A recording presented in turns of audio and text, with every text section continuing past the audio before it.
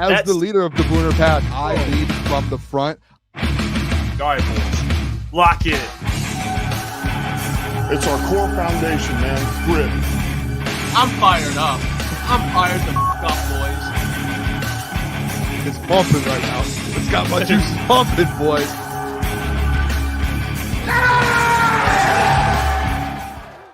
Welcome, everybody, to Crunch Time. Let me fix this real quick. Hold on. Oh, okay. Hold Go on, ahead. hold on, Just hold boot on. me off here. Yeah, Moving well, off. I mean, you don't really want to see it. There you go. All There right, you go. We're good, and we're back. Lock in, Jeff. Lock It's in. Tuesday, August 6th.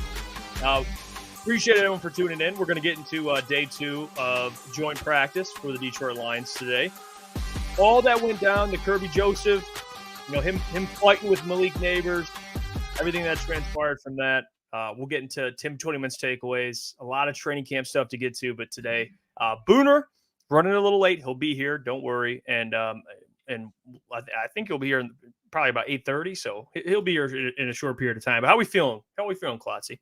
Oh, great day. Good day at work today. I was checking my social media at work, and I think that I have fallen in love with the fact that Kirby Joseph is the free safety for this Detroit Lions team. Like, I already like Kirby, and I know people are mad at him for, oh, you're an idiot. You're throwing punches with a helmet. Like, I don't care, dude. Like, I love seeing that with the football team, especially when it's the Detroit Lions, and just not letting players punk you. Like, I don't know. I just like when players stand up for themselves, and it turns into a little tussle, whatever you want to call that. Because it was a fight. It was a legit fight, but it got broken up pretty quick. But it was good to see.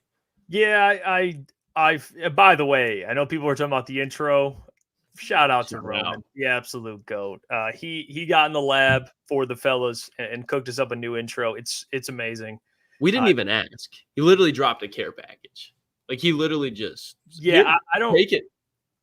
I don't know how or what. I mean, we got home from vacation, and then Roman just messaged me, and he's just, here you go. It's like a care package, like you said. Shout out to Roman, man. New design. He could send me a couple new designs that are on the website. So please, officialctsports.com. I think we got one we're going to put up closer to the season. So stick around for that. It's a sweet design. So shout out to Roman for that. He's just always taking care of the fellas, man. We wouldn't be able to do this without him. So love the intro, man. He crushed that. And I don't know how he gets the moments he does. I mean, there's moments in that intro where I'm like, yeah, even the last 2 seconds. That's the best part. That's my favorite part. I think. No, I love it. But like I said, we're gonna get into a lot of what happened today. I'm gonna give an injury update because Terran Arnold was back. He was back, so that is good. Kevin Zeitler, Dan Campbell already stated that it is not a long-term injury, so that's good. Not a long-term injury for Kevin Zeitler. He's expected to recover and not too long. Sam Laporta was out again today with a hamstring injury. They're just resting him. He's not going to play on Thursday anyway. So, that's nothing to freak out about. Iffy was out today with a minor injury. And then, like I said, Terran was back and he cleared concussion protocol. So that's good as well. And then Rodrigo is also out with a minor injury. So, a couple guys getting banged up, nothing to overreact to. I think it's good news for Kevin Zeitler. He's not out long-term. And then it's good news for, of course, Terran Arnold, that he cleared concussion protocol. It was not good news today for Emmanuel Mosley. As I said, we missed one. The biggest, the one that it hurts to see. Because when I'm sure we'll break it down more throughout the show. But Emmanuel Mosley, it just seems like he can't catch a break. And he's a guy that they were talking about last week about Camp White. He's just so excited to be back. You see the enthusiasm, see how happy he is just to be able to get the opportunity to play for the Detroit Lions. And then he tears his pec. Optimistically, if this team is where they were last year, making a playoff run, I do think Mosley is a guy that will be able to come back late in the season because C.J. Gardner-Johnson, week 2, tore his pec against the Seahawks, and he was able to come back later in the season. So I don't think the whole season's out for E-Man, but, I mean, having him in the regular season, like I said yesterday, when you're going up against teams like the Houston Texans, having a guy like Emmanuel Mosley, when you have 3 wide receivers like Tank Dell, Nico Collins, Stephon Diggs, being able to have him as a depth piece is so vital. So he's definitely going to be missed. And it just sucks that we still have not been able to see Emmanuel Mosley out there for the Detroit Lions. Yeah, it's unfortunate. It just sucks. I mean, he's only 28 years old. Like, when you look at all the injuries that he's kind of sustained with the ACL injury in both knees, now with a torn pec, it's tough. And that's an injury that'll pretty much end your season. I mean, and it's just weird. I mean, some guys just can't escape the injury bug. I don't know how to. Some guys get more lucky than others. You know, we talked about the other day with Kevin Zeitler. Like he's banged up, but he's a guy that's played in most games over the last couple of years.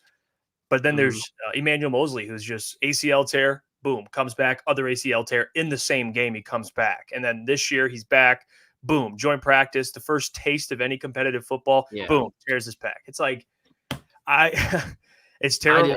It has to be like, I'm not even trying to. It has to be like genetic, like for somebody's body to be able to take that much beating over that long. And like you think about like, okay, the Patrick Mahomes and Tom Brady that can take care of themselves for so long, yeah, because they're absolutely loaded with money and are available to get those things. Like the younger players, especially if you haven't been able to hit those big money contracts, to keep up with your body to that level, like just there's some people that genetically can't do it. I think Emmanuel Mosley, you see slews of players like that where they're so talented, whether it's a lineman, defensive back, quarterback, whoever, but they just aren't able to take the beating of the NFL. And I think that's how 99% of humans would be.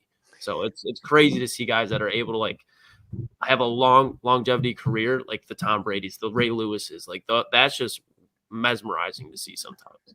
Yeah, it's not going to be common in sports that you have guys that are as durable. I mean, as like LeBron, for example, like playing at his age, like everyone at that age. I mean, he's not that age.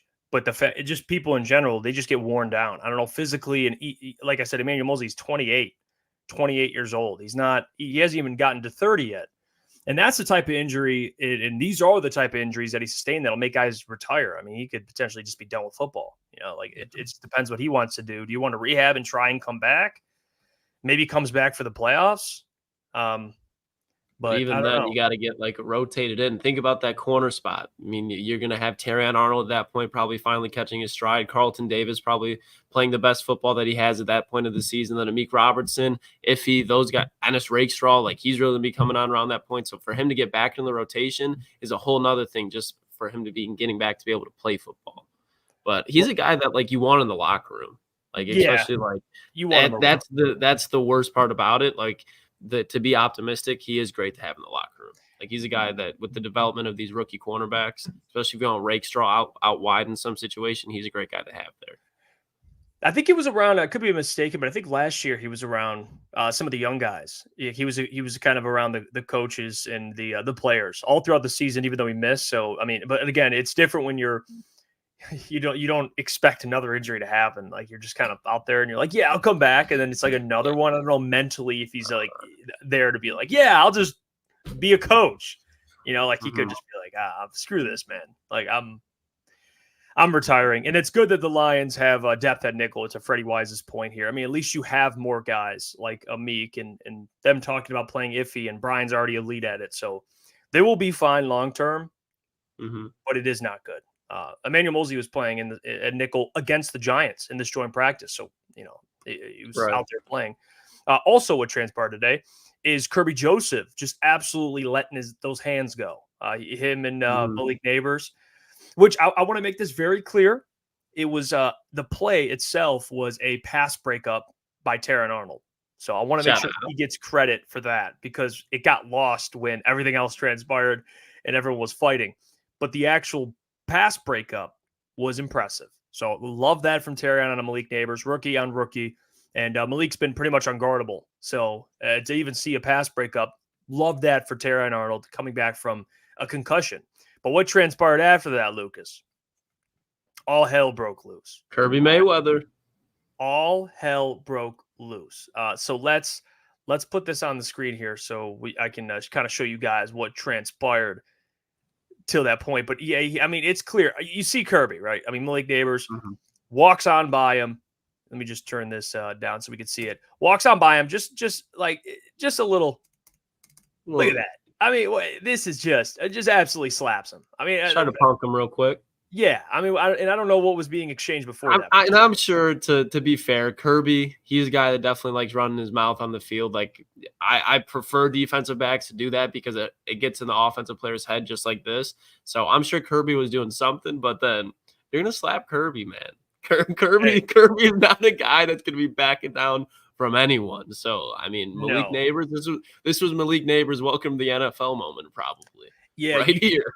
You picked a fight. You picked the wrong battle. Yeah, choose your battles. I was told. Very, very wise advice. You got to choose those battles. I mean, this is not a battle. Look at Kirby respond. He's like, "What?" I mean, this. Like, look at this. We'll let this play, and then you guys can see. I mean, Kirby ran right up to him, just started swinging. I mean, this is absurd. And then now he's chasing him down, and then you got Teron getting shoved from the back. I mean, this. I mean, great form too. He had a weave in there. Neighbors tried to throw one, but you see, I think it's like right around right here. Hey, no. Yeah, he got loose. I mean, hey, I give him credit. I mean, he can fight. I mean, he's right there. Boom. Just head down, just swinging. He's with him. Now, he sets the tone. And here in comes Devin Singletary. Tries to sneak one in on Brian Branch. Brian Branch would absolutely just pummel Devin Singletary. All 5'8" of them. Yeah, Devin Singletary would kick my ass, but Brian Branch, not a chance. No. That would be like if I say, because Brian Branch was just off to the side chilling too. Like Brian Branch, he'd be a guy that he's quiet. He's going to mind his own business, but you fuck with Brian Branch, and be the type of guy to just snap and go psycho. No, yeah. I mean, Brian Branch, all the guys, and this is what I do appreciate. They're all about it. They're going to defend their teammate. I know it saw a couple people talking about the Amon-Ra St. Brown clip where a bunch of Giants players jumped him, and people were like, "Where were the Lions players at?" And then if you watch the longer video, you see Panay run in and start throwing. Do you have that video? I can grab it. Yeah, I have it. That video is so funny to me because you just see this is the big huddle, both teams there, and you just see it clear out. It's Panay Sewell, dude. He's just storming throughout the whole thing. And they took like 4 or 5 guys to calm him down.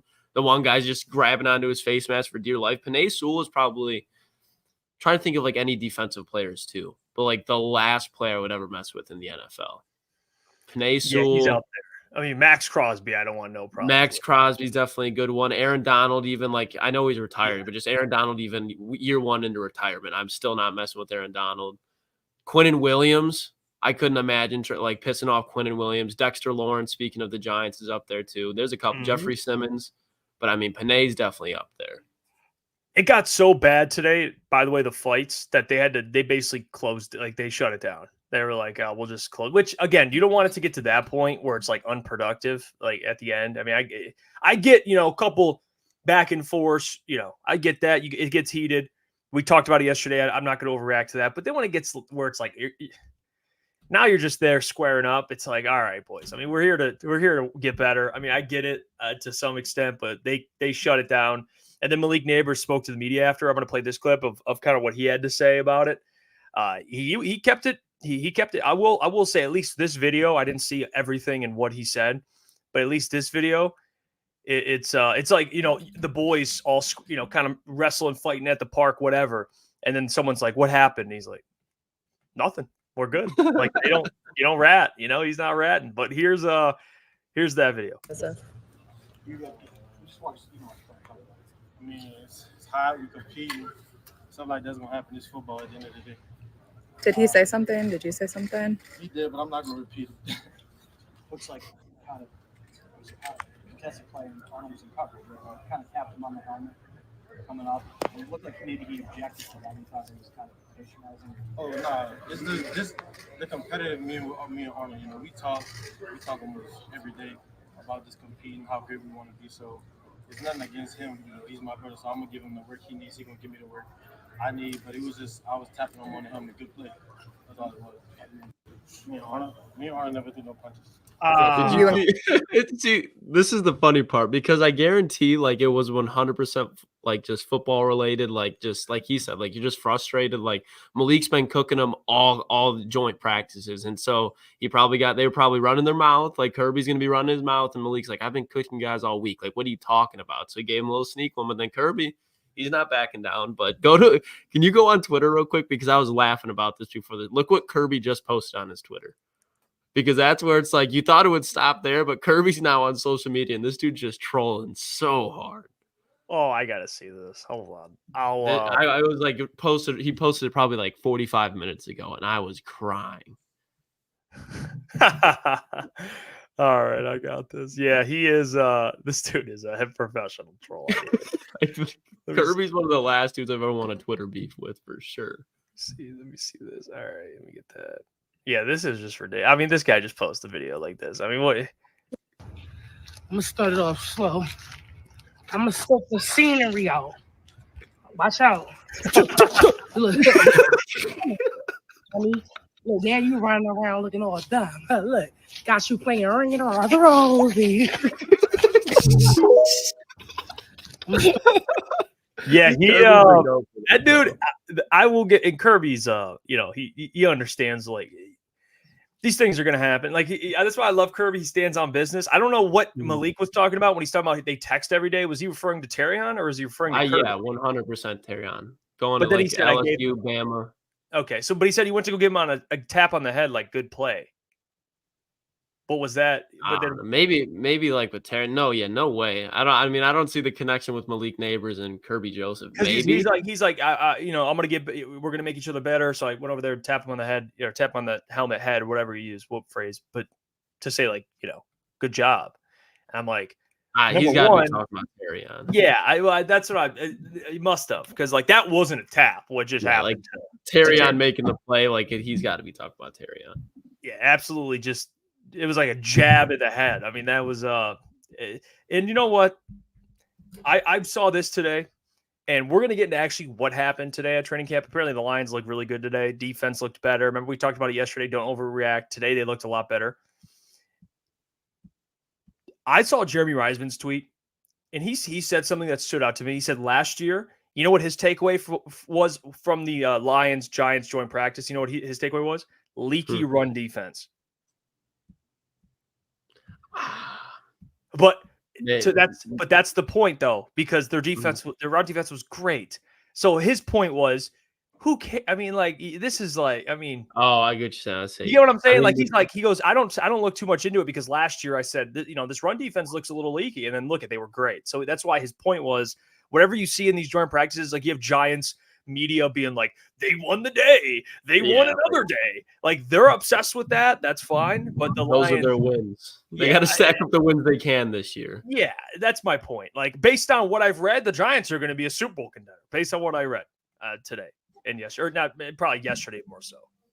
No, and I mean, to your point, like don't take too much out of it, but I think the development in players is definitely, you can not bank what you're seeing, but you can see, okay, is this player taking steps forward? Is he looking the same? Is he regressing? And I think when you look at players like JMO, players like Levi, you can really hone in on them because they're a one-on-one matchup against the other team that they haven't played against. So definitely don't make your whole opinion based off of training camp. But to your point, I'm sure you agree. Like it's a good evaluation, especially when you look at the kind of the depth pieces. Like if Jared Goff goes out there and throws for 3 touchdowns, you're not going to see Jared Goff throws for 3 touchdowns in New York. Lions offense absolutely cooks Giants secondary. Like, no, like you're probably going to see, J-Mo got a touchdown. Amon-Ra St. Brown got a touchdown. And you're going to hear about all like the little things that happen. But if guys are just doing it who've been doing it before, you're not going to hear much about it. Yeah, no, I agree with that. It's like people, you're looking for confirmation on maybe some narratives. That's what it is. Like JMO, everyone expects him to be good. If you see him making plays, it's like, all right, all the media writes about it, which they should. That's what people want to see. But like to your point, I mean, if Amon-Ra probably had a bunch of catches, no one cares. I mean, it's like, okay, we know he's great. Like Malik Neighbors, for example, cooking everybody.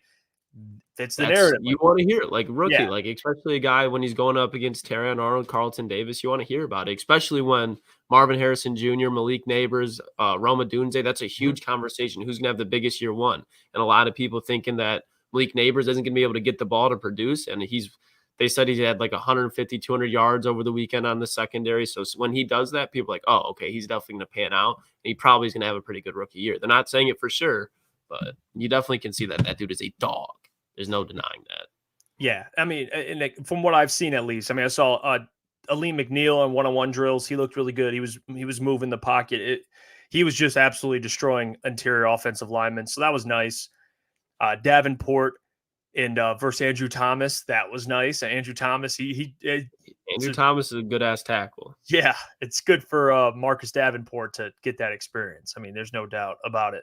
But there was other things that also happened today, and I want to get into more of the Manuel Mosley stuff because he is out. We kind of already talked about it. Who steps up? I think to me at nickel, you're probably looking at now. I want to ask you this because you had more faith in Emmanuel Mosley playing nickel to start the year, especially week 1 in the NFC West. That he's used to that division. Where are you leaning now with that nickel spot now without Emmanuel Mosley?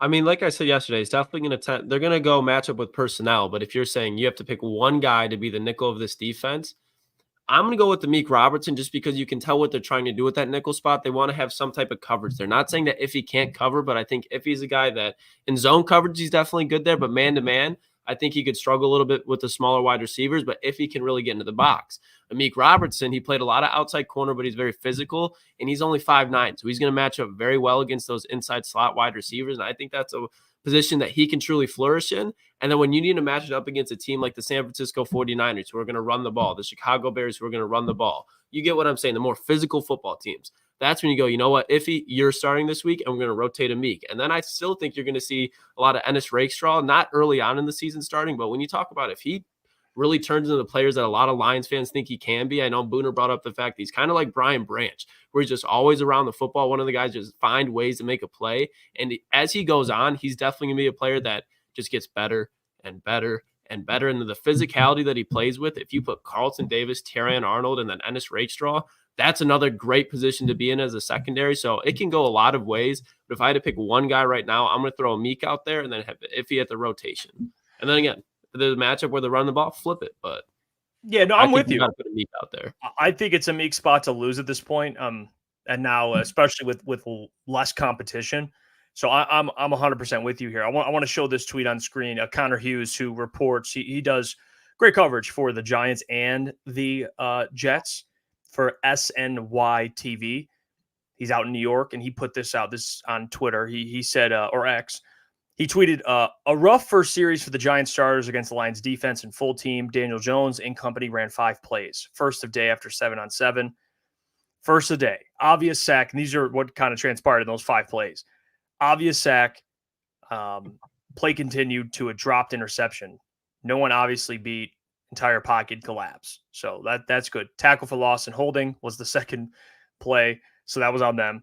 The tackle for loss, obviously good for the Lions, but it was a holding penalty. Jones completed an out to Malik Neighbors, not surprising, and then obvious sack, Levi Onwuzurike, and then tackle for loss.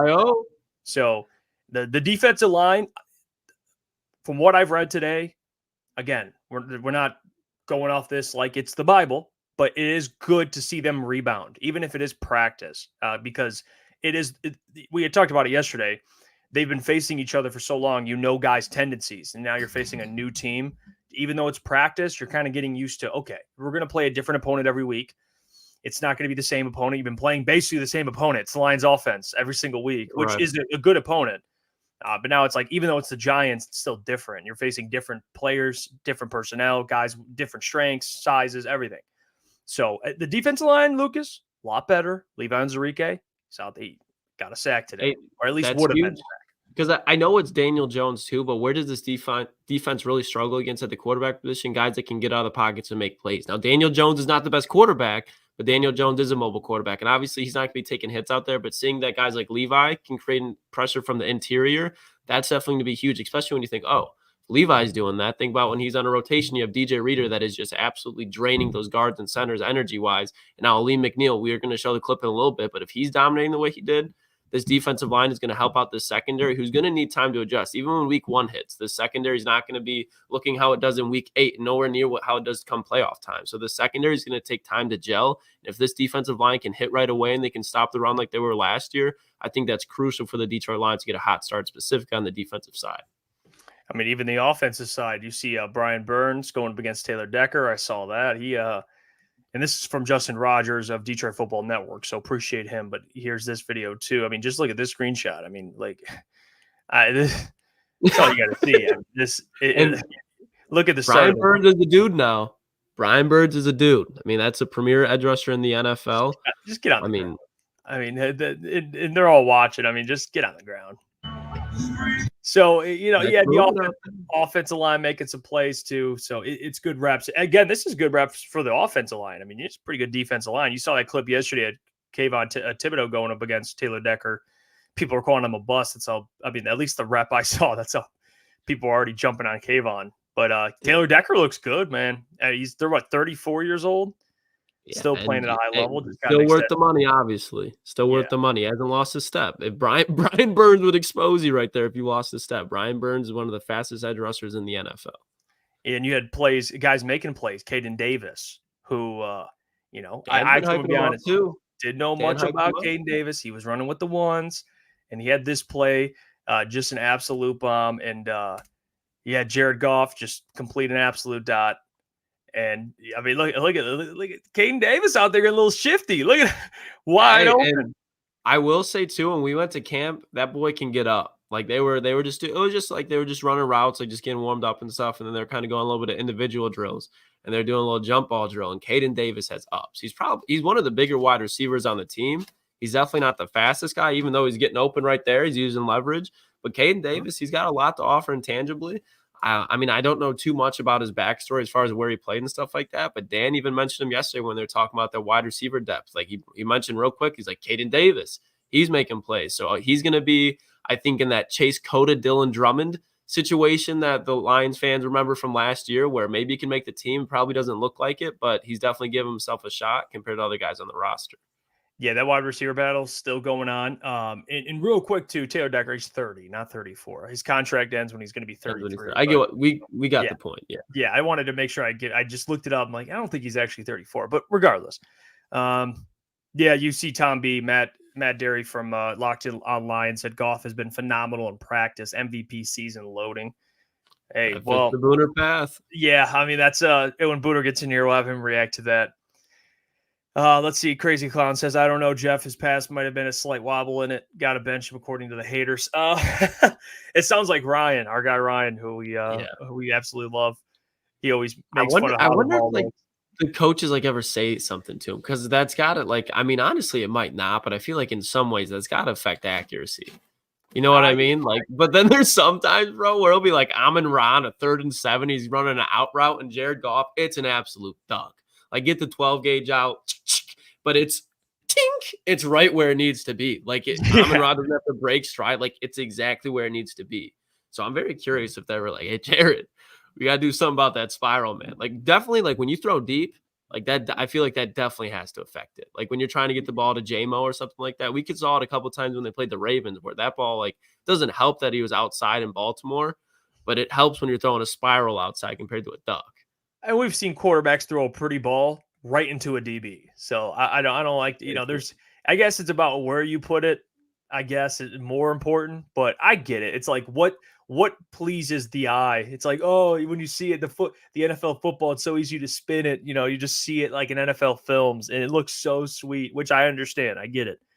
But I've seen Pat Mahomes throw the football, and it doesn't always look pretty either. I mean, Mahomes, but again, that's like, I guess they're both former baseball players in a way, but as long as it gets there, it's all that matters. And I'm not comparing Mahomes and Goff's arm talent, but what I'm saying is if it's getting there, that's all that matters. Honda Civic, baby. You can have a Lambo, that's fine, but along point A to point B. That's all that matters. Civic, nothing wrong with it. It's like Stafford. I see someone brought up Stafford. Like Stafford he throws a pretty ball, but the dude was throwing also a lot. leads the league in interceptions. Exactly. Yeah. They won the Super Bowl. He led the league in interceptions. Yeah. But let's bring on Boone. He's joining us now. So Boone, let's get him up in here. Boone, how you doing, my man? Boone dog. What up, boys? How are we doing, boys? I'm ready. I'm ready to go. It's weird being on the other side as I'm driving. By the way, I just have scheduling at work when it comes to shows. It is brutal. There's only like one time in like 2 or 3 months where I get scheduled for this 10 to 7 shift. The worst shift of all time. I got up at 7 and have to drive all the way from Detroit all the way back home. A lot. I'm sorry. I'm late. I'm going to be late tomorrow as well. I'm going to be here at 8:30 tomorrow as well. Glad to be here, boys. A lot happened today.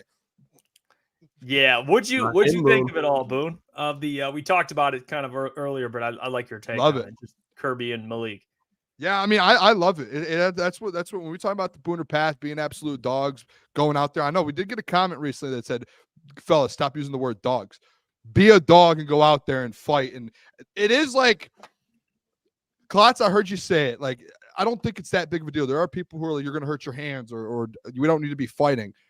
who cares? Like, it's football. I had New York Giants fans commenting on the video of it on my Twitter, being like the clip that Malik Neighbors said, and I literally just quoted the "it's football," and they were mad, saying I'm making Malik Neighbors look bad. Like, no, it's like that's football, dude. Like, I remember growing up getting in fights in football. Like, it gets heated. Klotz, you played football for a long time in college too. Like, that happens. And then like after the practice, you give each other a hug and you're like, all right, like that's what it's about. And so like, I'm not really too, it's crazy. The only bad thing I think is, as I was thinking about it, the worst part about it is like, I'm not gonna say the negative attention, but like a guy like Dan Campbell, he's gonna look at it and say, hey, this is probably media attention that this team doesn't need, essentially. Like, Yeah, we just like, it's just something that like all our mind right now is set on going to win a Super Bowl.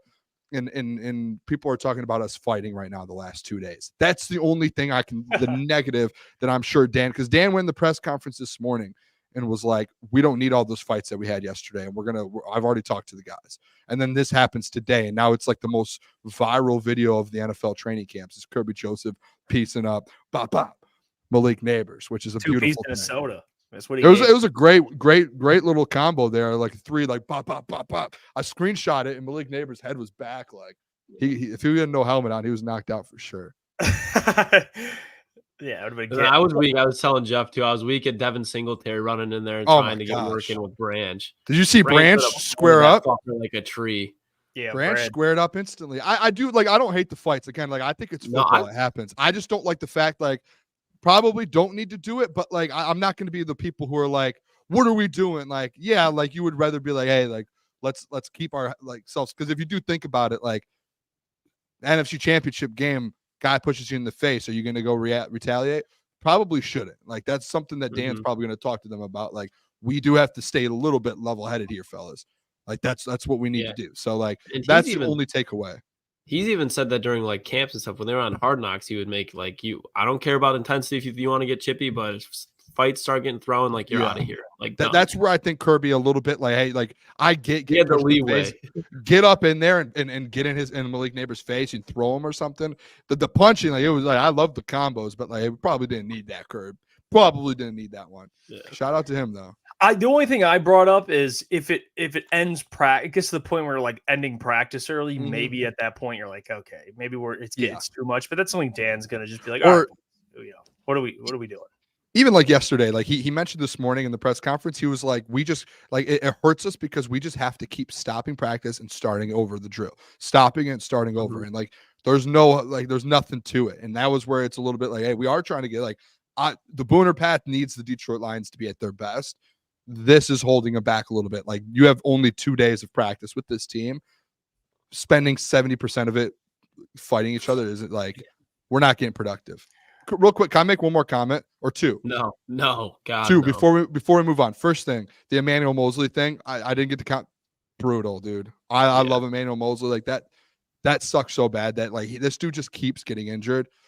I hope he comes back like week 16, week 15, and is an absolute dog and can help contend for a Super Bowl and win a Super Bowl with us. Like I going through 2 ACLs and now a torn pec. That is the most. I was shocked and devastated when I heard that this morning. I was driving to work and I was like, oh my gosh, there's no way.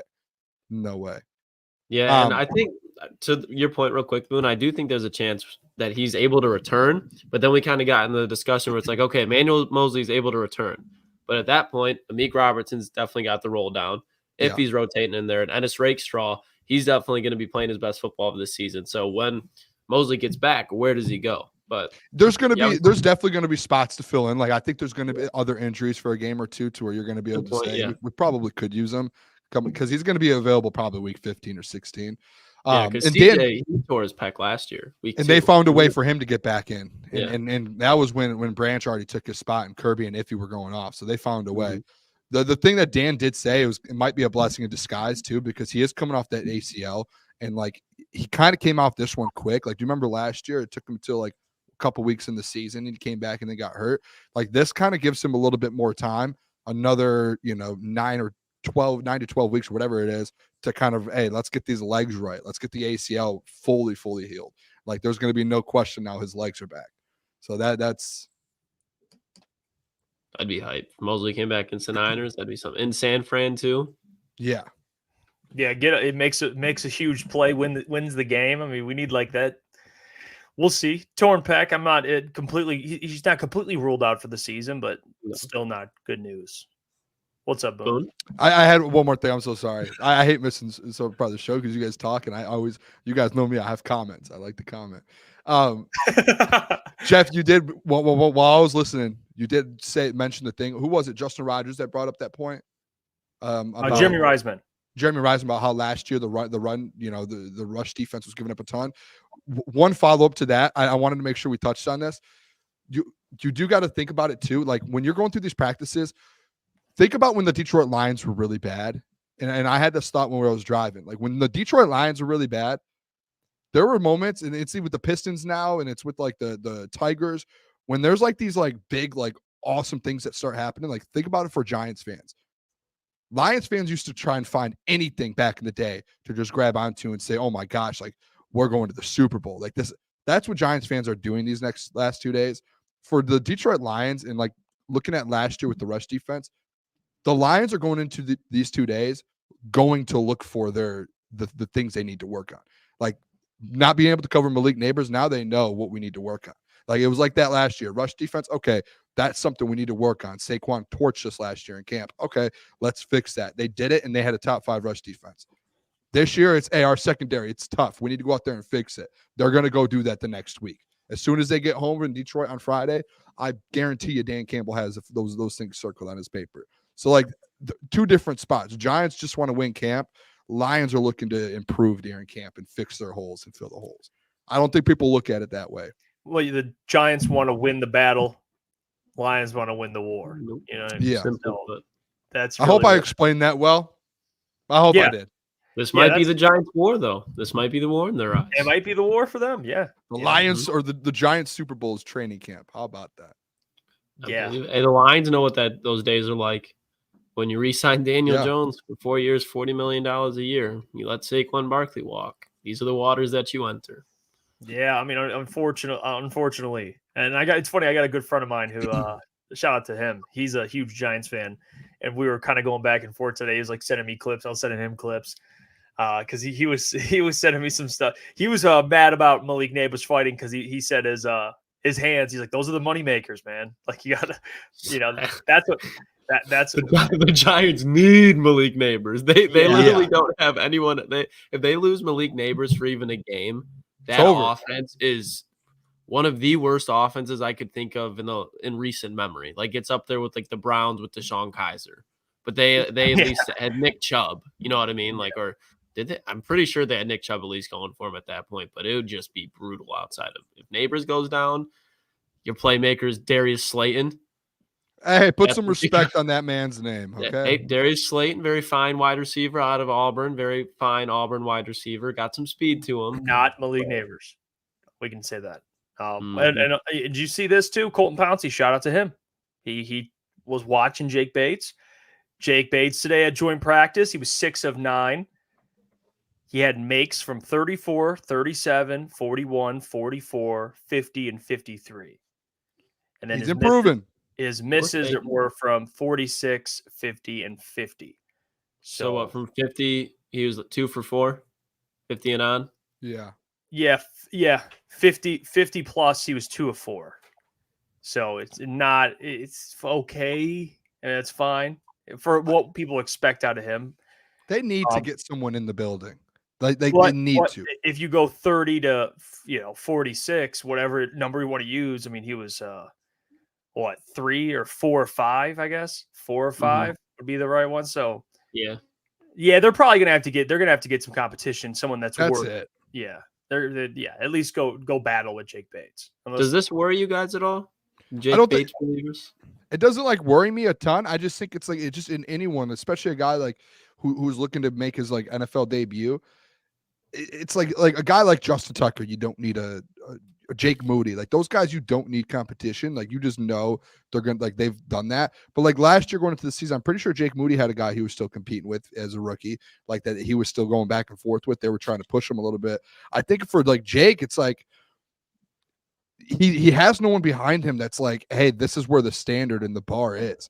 And he's continued to miss some. And it's like in any position, like DPJ right now, he came in with competition and guys passed him, but like you still know, like Jake Bates doesn't have anyone in that room that's played in the NFL. And it's like, hey, besides the coach, that's like, hey, I'm going to make sure you get here. And like when you have a competition behind you and a guy that's sitting there going 8 for 9, you go into that night and go into the next day in your mentality going, I need to go 9 for 9 because he just went 8 for 9. And it's like that with anything. Like we do that like when we're like doing our show and like we're looking at numbers and we're looking at different things. It's like we're like, hey, we need to hit this mark as this. Like, we need to do this, like social, all that. Like it's like that in every industry. They just like I'm shocked too because Dan and Brad have always been so big on competition and like getting the best guy in there, and they haven't brought anyone in yet. It's like shocking to me. I'm sure they will. How much do you think he's going to trust him though come week 1? If like you think he's not you guys, but if Dan thinks he's a little inconsistent, there's a 50-yarder. Do you think he's going out there with the offense, or do you think he's using Jake Bates? I think he's using he's going out there with the offense either way. Unless it's like I just think that's Dan. I tried over time, like battling it in my head, like that if they got a kicker that had a leg that he would trust him, then there's like a part of me that I'm kind of coming around to where it's just, I don't think it really matters. I mean, if they had Justin Tucker, they would use him, but at the same time, would they? Like what would they just settle for kicking with Justin Tucker? I think there'd be times where Dan's like, fuck it, we're going for it. I don't know. Even if Jake Bates was on fire right now, I'd still be like, he's gonna go for it either way. I don't know if he was like kicking like a 90% from 50 or like an insane amount this preseason. If it's like 4th and 5 and it's like a 55-yarder, I feel like he would say, let's take the 3. I don't know. And then I get it. Dan's always Dan's gonna be aggressive. He's not. I'm not saying he's gonna change who he is. I just think like there's a certain point as you get farther back with the like a bigger like 4th and 3, 4th and 2, he's going to go for it. But once you start getting farther, like last year, he had to go for it on like 4th and 6 sometimes because he had no kicker. And he's like, we need to get this. But like typically, like if you do have a kicker, you're going to like, as it gets farther, a 4th and 8 or something, you're going to be like, all right, maybe we can't kick it. The percentages do change a little bit. And then you face the Cowboys, and it's just, F it. We ain't kicking that PAT. Yeah, we're not kicking that PAT. So the PAT was funny. After you don't get it like 3 times, you're like, all right, let's just get you OT. That was like, oh, okay. Here we go. Well, J-Mo was making some plays too, guys. I saw that they asked Amon Ra about it. And, he was saying how he's happy to have other playmakers on the team. And one of those guys being J-Mo. And J-Mo's been absolutely just on fire in general this training camp and in the joint practices, which basically just confirms what we already know, which he's super talented. And this clip, you can't really see it. So try to, if you kind of zoom in, I'll try and zoom in here. Let me get this off here so you can kind of see. But you see him in motion, gets the football right there. Boom, makes the first guy miss. Bad, by the way. Great route too. Yeah. That I love. When I watch this, I'm like, okay, that's where I want to see J-Mo. That's what I want to see more of J-Mo. Did you see that in motion? Just like, yeah, just put the ball in his hands. I mean, that's like, that was the biggest thing that frustrated me last year. It wasn't just J-Mo and there'd be times where he would drop balls. Yeah. But when you actually watch how they use him, I'm like, man, this guy, he's so talented with the ball in his hands. Just get him the ball near the line of scrimmage. You don't have to dial up big plays down the field. Just get this guy the ball in the flat. He's going to make someone miss, and boom, he's got 15 yards on a play that really should have been 5. So I love it. Yeah, when Jahmyr Gibbs and David Montgomery are getting boxes stacked on them, when they were putting 7, 8-man boxes, you can use Jameson Williams as extension of the run game. You can just give him quick jet touch pass or just even bubble screens. And he's the guy that you saw, and I know it got called back, but against like the Chargers, it was second, third and goal. They threw a quick out to him, and then they got called back for a holding call. But you could see just in space, he knows how to make plays. So he's a guy that, to your point, Jeff, just find a way to get him the ball, because there's going to be so many other players that secondaries are worried about until Jameson Williams arrives in the NFL, which I think will happen this year, that he's just going to be able to create plays on all 3 levels. Yeah, I don't think too, like, people realize just how good Jameson Williams is going to be this year. I know I've already said this before. to end last year, like the biggest thing with JMO the last 2 years, and people calling him a bust, which was ridiculous. Like even that word, I get it a little bit because it's a 12th overall pick and in the ACL. All right, year one, let's write that off. But then being in year two and you still don't get much out of him. Like that first half of the year two, like the confidence you could tell when he started and he came back, like the confidence still had to get built up, and he still had to get worked in the offense and the trust. And a guy like Jameson Williams, who has Pro Bowl, talent, like he had the Heisman conversation. He literally was the reason Alabama was in the national championship game and was going to win it. Like a guy with that much talent, when his confidence is at an all-time high, like he's going to play, like he's going to be unstoppable. And you're going to be able to put him in positions that like no one, not a defense in the NFL, will be able to stop. And I think like down the stretch, you were able to see that, like in the San Francisco game, 2 touchdowns, the massive run at the start, like with that confidence, like once his confidence gets going. In Tampa, he had a couple catches, and like in the LA game had a couple catches. In Dallas, he had a massive catch. In Minnesota, he had 5 catches in Minnesota. Like his confidence gets going, he's going to start making plays. And once Ben Johnson puts him in positions, he's going to be unstoppable, like unstoppable. Like think about the plays last year that he got put into, were those 60-yard plays, 40-yard plays, 50-yard plays, all for touchdowns. Once his confidence hits now, like what is happening now, that's going to happen consistently. Every game, 2 times a game, 3 times a game. And it's going to be like a Tyreek Hill effect, to where Tyreek Hill's a guy out there, boom, one play, he's off for a 60-yard touchdown. Like that's going to be Jameson Williams. And as this dude starts getting more comfortable, it reminds me of the Josh Reynolds, Jared Goff connection. Yeah. You guys know what I'm saying? Like those guys. What do you mean by that, Boone? Because I might not agree with you here fully. What I mean is Josh Reynolds and Jared Goff had the connection because they played so long together. JMO and Jared Goff now have 3 years under the belt together. Like, and the fact now that they're having a full offseason, they've played in games together.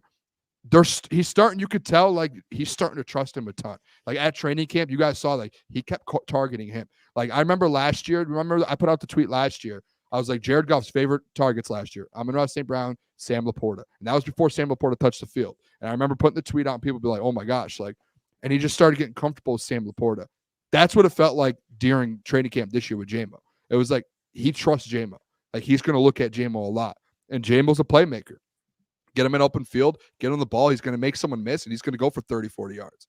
So, and by the way, I've had this conversation with Adam before, and I brought this up months ago, and I think he was in the chat and said, don't ever compare him to Tyreek Hill again. I'm not saying he's going to be Tyreek Hill. It's the speed and like the playmaking ability. Like that one big hit play where he'll be like 80-yard touchdown, boom, Jameson Williams. Like that's a Tyreek Hill type of play. Not saying he's going to go out there and hit 2,000 yards. Yeah, I get what you were saying. I get what you're saying. Well, Lucas, you have any problem with what he said with the Josh Reynolds stuff? I'm still just kind of, because when I think of Josh Reynolds, like I think of JMO as a guy who's never going to get that chemistry with them, and I think that's what made Josh Reynolds so good. I think what makes JMO so good is his talent. So I don't know. I don't think of Jameson Williams and. Like, I'm not saying JMO can't be reliable, but Dan Campbell has literally come out and told us and said that JMO's never going to be the reliable wide receiver. He's going to be a guy that makes plays for you.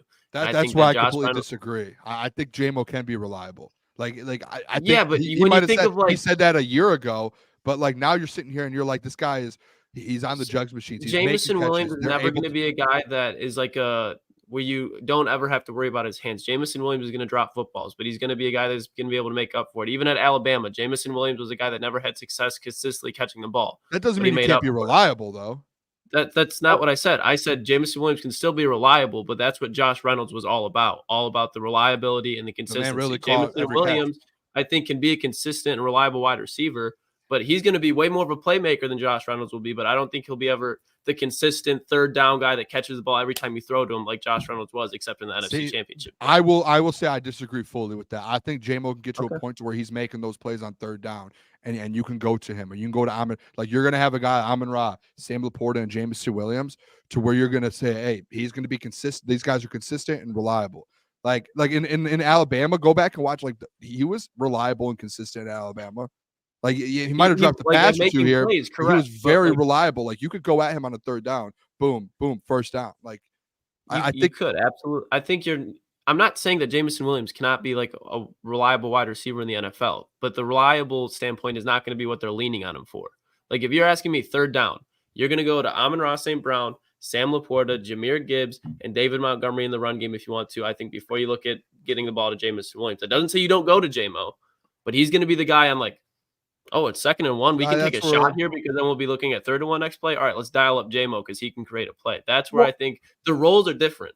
I think they're just two completely different wide receivers. I think, and let me try and understand, because I think when I look at reliable, like it's not about whether he can be reliable. I think it's if it's 3rd and 5 and they're not running the football, who's your first and second? To me, it's you're going to Amon-Ra is that guy. He's a safety blanket. Sam Laporta, safety blanket. I wouldn't look at JMO as like a safety blanket. You know, does that make sense? Like he's talented, but I don't look at it. Does that make sense, Boone? That makes sense. I just don't think, like, for me, it's like I feel like they're starting to get to a point to where, and I think a safety blanket is someone you've had chemistry with and someone you can go to and you know they're going to make the catch. Like I think there's a point to where Jameson Williams gets into that conversation because he's played so much with Jared Goff, and Jared will eventually trust him. Like if you don't think he's a safety blanket, that means you don't think Jared Goff will ever trust JMO. That's like in my mind. That's what. No, I don't think that. I think he just won't be the first or second guy. Well, and I think Deshaun Jackson was never a safety blanket, but he was a fucking great wide receiver in the NFL. But my point is like you have a lot of guys on this team who can be the safety blanket. Amon-Ra, Sam Laporta, D-Mont, Jahmyr Gibbs. I think JMO can get into that conversation to where now that just makes your offense that much better. Because on a 3rd and long, like you're sitting there and you're like, all right, usually they're going to go to St. Brown, or last year Josh Reynolds. Like you have to take an account for JMO now. And I brought this point up before. It's like now, like the Josh Reynolds situation where on a 3rd and long, everyone's focused so much on Sam Laporta and Amon-Ra St. Brown. Josh Reynolds was always open, and they were always able to find ways to scheme him open.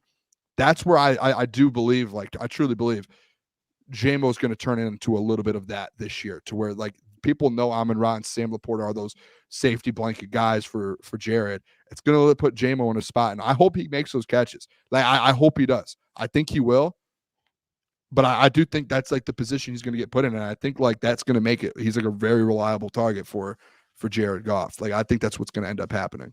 I agree with you there. Like he's definitely early on. He'll be the forgotten about man. Like there'll definitely be times where it's like Jameson Williams was just left wide open on 3rd and 9, and now he's running 40. Like I agree with you, and that will 100% happen. Like what I hate, and I love the comment and I hate the comment at the same time. And let me pull it up real quick. I got to find this. I might have gone way too past. Someone in there said JMO isn't a reliable or a safety blanket. He's a nuclear bomb. I think might have been Drew right there that said it. That's where it's like, yeah, JMO can make big plays, and he will be an absolute. He'll go out and catch bombs and do this. Let's like take a step back though. And Klotz, you said this before. A 3rd down, you need 10 yards. Like you can get JMO in motion, throw him a little, something in the flats, and he'll get you the 1st down. Like if you scheme it the right way, like just like that play that was drawn up there. So like people like don't think JMO's just a big play guy. He will catch a slant or an out route for 10 yards, and he'll make the catch and maybe try and make someone miss and get you the 1st down. So like he is very, very reliable in that sense, in my opinion. So that's where I think people kind of. Yeah, I think we can come to a middle ground by saying JMO has more to show, and we all think he can, more to his game. Like no one's arguing that. I think there's more there. And because I agree with you, he's not just a big play guy. I think he could be more of a complete wide receiver. The only thing though I do question when you use the term safety blanket or someone that you look to on 3rd down when you need someone to make a play.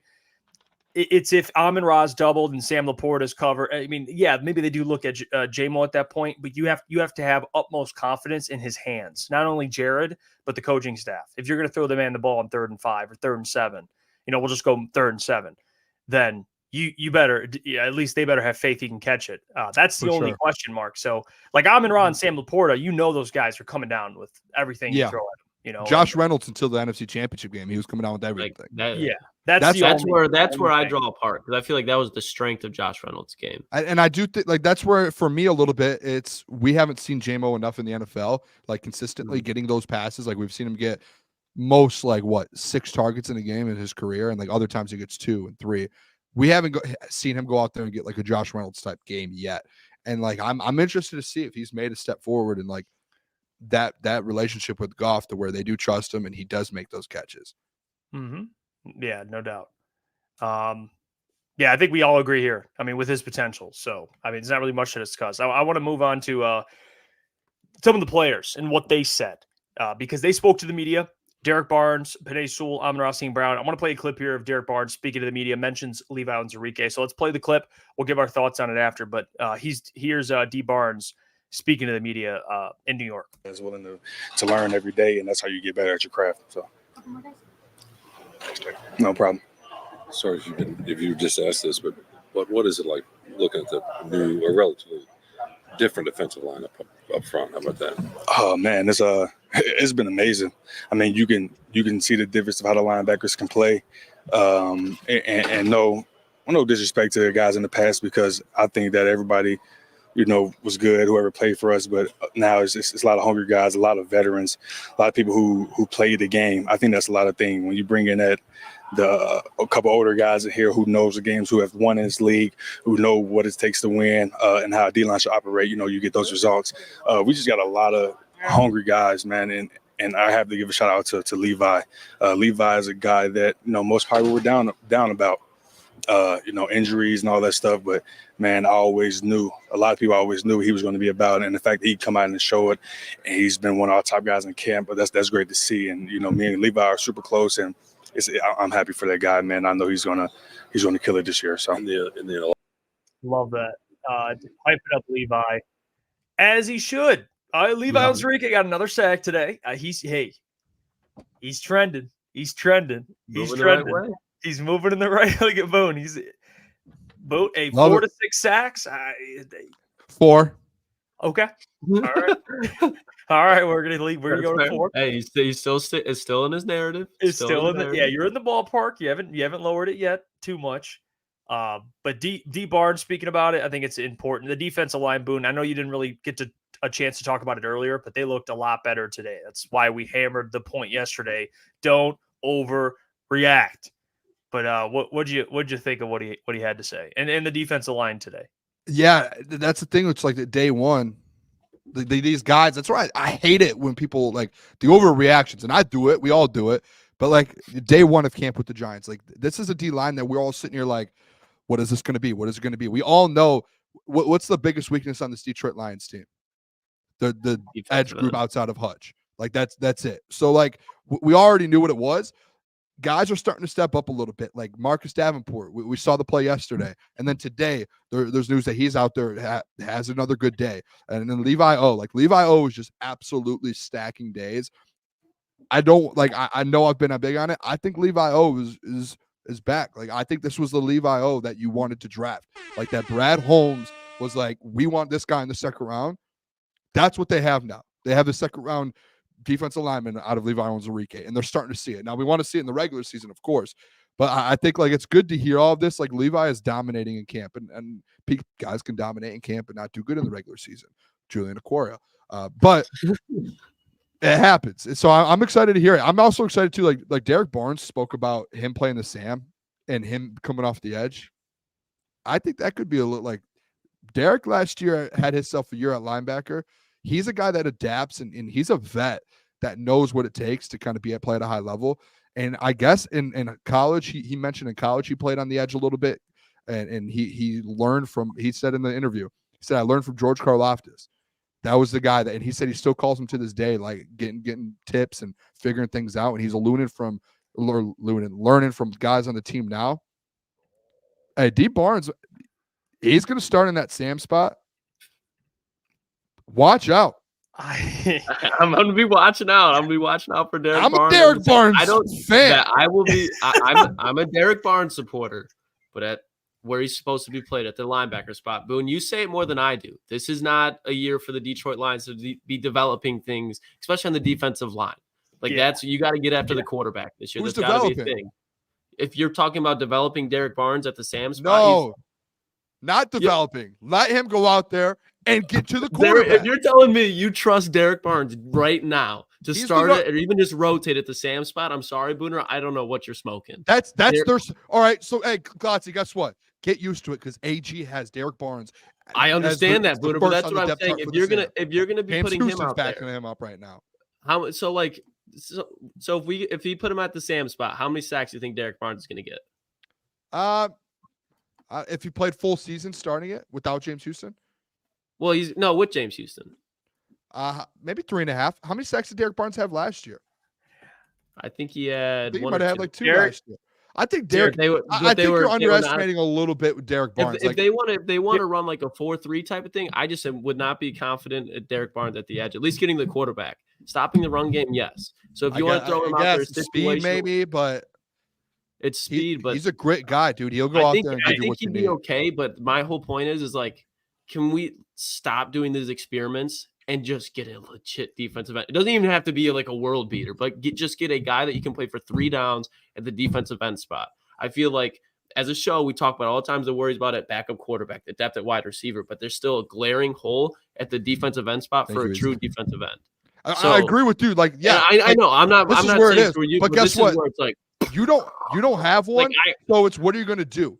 Derek Barnes is a guy who goes out like he knows what he's doing. Like this is one of those situations to me. It's get your best players on the football field, and Derek Barnes, like Jack Campbell's taking his spot, and like just like last year, Jack Campbell played the Sam when James Houston went out. So it's like, hey, we need to get Jack back in his spot. We need to get Jack back there, linebacker. All right, D Barnes, like we got to get the best players on the field. That's where I think they go with Derek Barnes. Like they're like, let's show you where Jack was last year.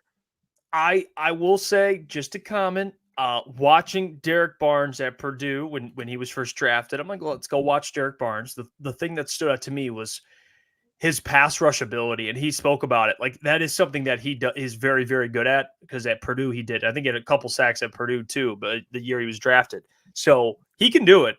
I don't think they mean they will put him on the edge. Like it'll be more like situational.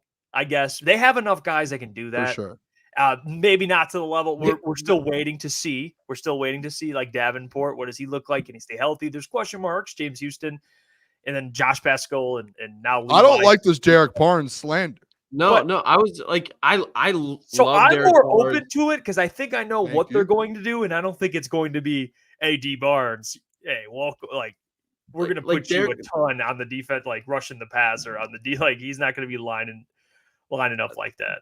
Derek Barnes is a very fine off-ball linebacker. I love him at the linebacker 3 spot. I truly do think he is challenging Jack Campbell. Like Jack Campbell needs to develop, and having Derek Barnes that's definitely going to help him because that's competition. Like Derek Barnes is not just going to let Jack Campbell just take his spot right away. And I know there was flashes of it last year, but I think Derek Barnes is going to take another step. Like I do think Derek Barnes is a good linebacker, but out on the edge, that's not something I'd be comfortable with. But they were even like when we went to camp, boys, like they were repping him a lot at Sam.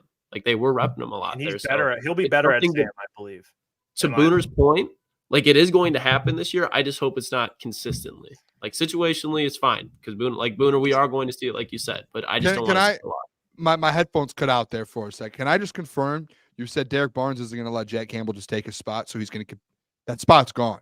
That's Jack Campbell's spot. Well, no. What I'm saying is, it's not like it's Jack Campbell's spot, but Derek Barnes is going to be like, here, Jack, take the spot. I'm saying Derek Barnes is a guy that's not just going to fold over. In the interview today, he literally said, like, they want to keep me on the field. Like, I appreciate them putting me in this Sam spot so I can be on the football field. Like, he's like, I understand. The spot's gone, and he's like, I'm in the Sam spot. My whole point Here we go. is saying that Jack Campbell, that's obviously Jack Campbell's spot. I'm not denying that. Everybody in their right mind is going to agree with that. What I'm saying is Derek Barnes is not going to make Jack Campbell's life easy where he doesn't have to compete for that. If Jack Campbell goes on a bad spree of games, Derek Barnes is going to be like, it's Jack's spot if he keeps going out in practice. Like, no, Derek Barnes can do everything he can to try to take that spot back. Like, you think he's content just being like there? Like, no, he wants to be on the field as much as he can in the best spot that he can. So saying that, it's Jack Campbell's spot, duh. But it's not like you're just going to lay over and let him have it, like pause. But that's not what's going on there at any NFL spot. I think it's perfect how they have it. You have Anzalone at the mic, you have Jack Campbell at will, and you have Derek Barnes at Sam. Like that's a perfect. I think perfect for each of those. I feel like guys. They should have done that last year. It's just me, but yeah. Like, well, I guess part of it was Jack's rookie year. I mean, I get it. Now there's really no excuse for that. So I'm with you now. I get that. I get what you're saying too, Klotzy. Yeah, man said, lay down and take it. I mean, well, whoa, but yeah, I get what you're saying. I think it's just like I don't think he's like a guy to like give up the spot. I just think it's more so he understands, and like Jack's not going to give the spot up, and like that's not like those might happen a day or two where Jack struggles, but I think Barnes, like at least from what he spoke today, it sounded like he's like, I am all in on playing the Sam, and I'm all in on figuring out how can I do this to the best of my ability. Like this is my new position on this team, and I'm going to make sure I do it at 100%. Like I think like he's tunnel vision, like at least from the interview, what I took away is he's not even like looking at the Jack position. Like he's just so tunnel vision on, I need to figure out how to be the best I can be at Sam, because that's the spot that I need to win over now. Like he needs to win that spot from James Houston essentially. And like he's like like that's how I took it today. And I think he will. Like I do think Derek Barnes is a good player. Gets a lot of hate. Well, I know a place that doesn't get a lot of hate. And that place is BetUS, a proud sponsor of the program. I mean, I want to give a lot of love to them. And Booner, you are our guy when it comes to all things betting. So please tell the people more about BetUS, because this Thursday they're going to have some lines out for the preseason game, which you can use the link in the description to sign up under our username and become a member for BetUS. And please cash in, because the lines are live. And I liked a couple bets. But Booner, tell me more about BetUS. Hey, beautiful spot is BetUS, man. They proudly sponsor Crunch Time as well, with the fastest payouts in the industry. 125% sign up bonus up to $2,000. If you guys haven't signed up yet, go sign up. You get all these bonuses. 125% sign up bonus up to $2,000. It's the go-to spot for all Detroit Lions and NFL related bets. I was on there today looking at different bets and different things. Beautiful site that they have going on. Not to mention, too, 24/7 customer support and service, and live wagering on all major games. Anything. Just go on there and you can see it. There's so many different things on there. And if you lose, they'll also give you a 10% back on your net losses twice a year. Make sure you guys check out BetUS. There's a link. I believe it's in our description below. You can sign up with our code. You can go there, check it out. Beautiful spot. I was on there today, boys. I cannot wait until Thursday to play some bets for some gamble football. Responsibly.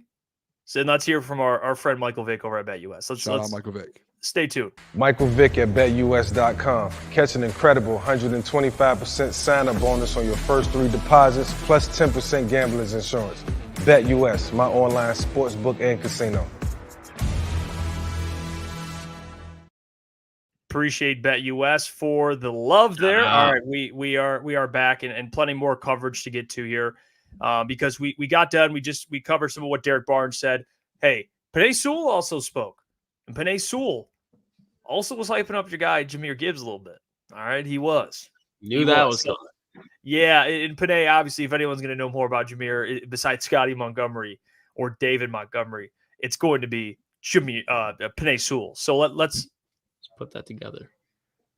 What? Scotty Montgomery and David Montgomery. I never pieced that together. Got two. Yeah, I think it's his older brother. I never. Same last name. Sorry, boys. All right, let's hear from the big fella. What ways have you seen maybe Jahmyr improve a little bit since his first year? I think the knowledge more mentally than physically, because I don't know if anyone knows it, but that guy's physically gifted.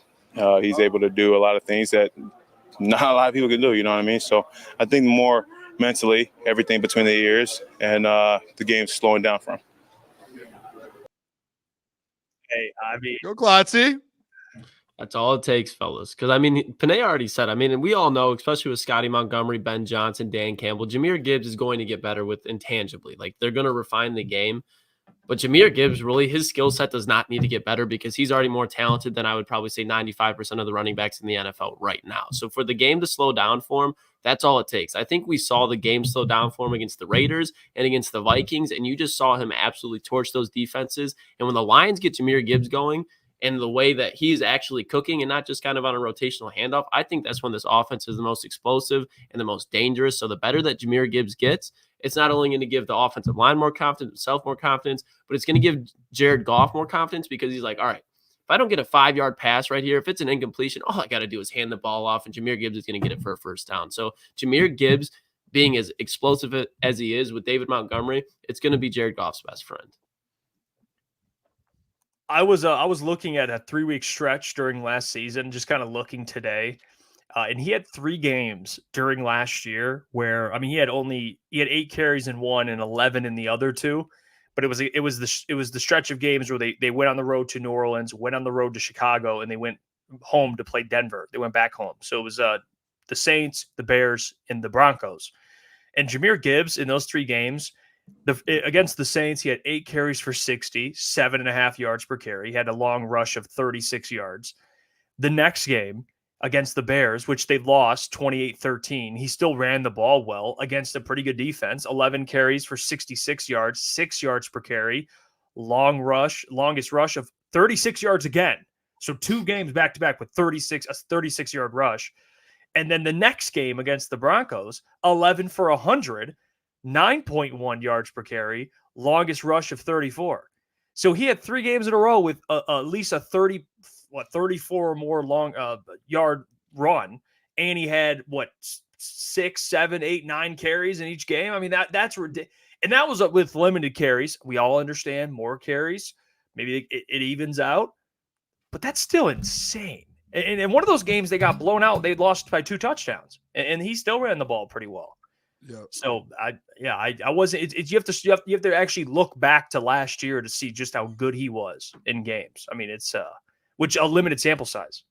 So I'll give that before you go real quick, but I mean, as a rookie with guys like Breece Hall, Christian McCaffrey, all the running backs of the NFL in limited carries, he led the NFL in rushes of 20 yards or more. So that's where it's just like, I don't know sometimes how I'm going to be able to take this guy off the field. You don't eliminate D-Mont, you feed Gibbs sometimes. This guy hates D-Mont. No, No, I mean, I just think like guys, Gibbs is a game breaker. That's what it is. Like, you have Amon-Ra St. Brown who can go out there and get you 12 catches and dominate a game. Sam Laporta who will get you 4 catches and 100 yards. And you just have one of the best game breakers in the entire NFL. Playmakers in general. Like, Panay is completely spot on. There are probably 3 guys in the backfield that could do what Jahmyr Gibbs can do. That's Christian McCaffrey, Saquon Barkley, and who am I missing? Breece Hall, Bijan or Breece pick up. And like, I don't even know if Saquon can still. Yeah, and then that's it. So like, this guy is different. Like, you have one of the best in the game at that position, and he's coming off his rookie year. We keep having this conversation about Gibbs and D-Mont. Like, I think D-Mont's a game breaker too, to where he can go off. And we saw some of the runs that he has. Like, he just absolutely dominates. So like, the backfield, the Detroit Lions, obviously they have the number. It's crazy because they have the number 1 offensive line in the NFL, and at the same time they have the number 1 running back room in the NFL, and running back duo in the NFL with D-Mont and Jahmyr Gibbs. So it's like, that's unstoppable. The only thing, not concerns, but like what I've seen in a lot of different people, like beat reporters, takeaways and stuff from camp today and yesterday, was that the running game hasn't been what it was last year. Like, there hasn't been as many breakout plays, and they're still kind of figuring things out, which I don't think that's a big deal. I think it's more so they're trying to figure it out with Zeitler in there now. And I know Graham, I think, moved. So like, they're just trying to figure out like the techniques and everything with it. But once it clicks, it's the scariest running back room in the NFL. And that's why I think it gets so interesting when you have Gibbs and D-Mont and you're able to rotate through them. Cause like, there is no breaks for this, a defense.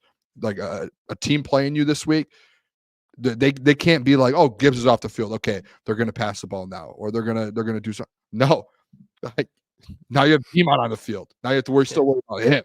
Like, there's no breaks whatsoever when it comes to the running backs. Yeah, and you're facing run defenses in the NFL, in practice. So there's that too. I really don't see a team on the schedule because I think Dan Quinn leaving the Cowboys, that's going to affect their defense, obviously.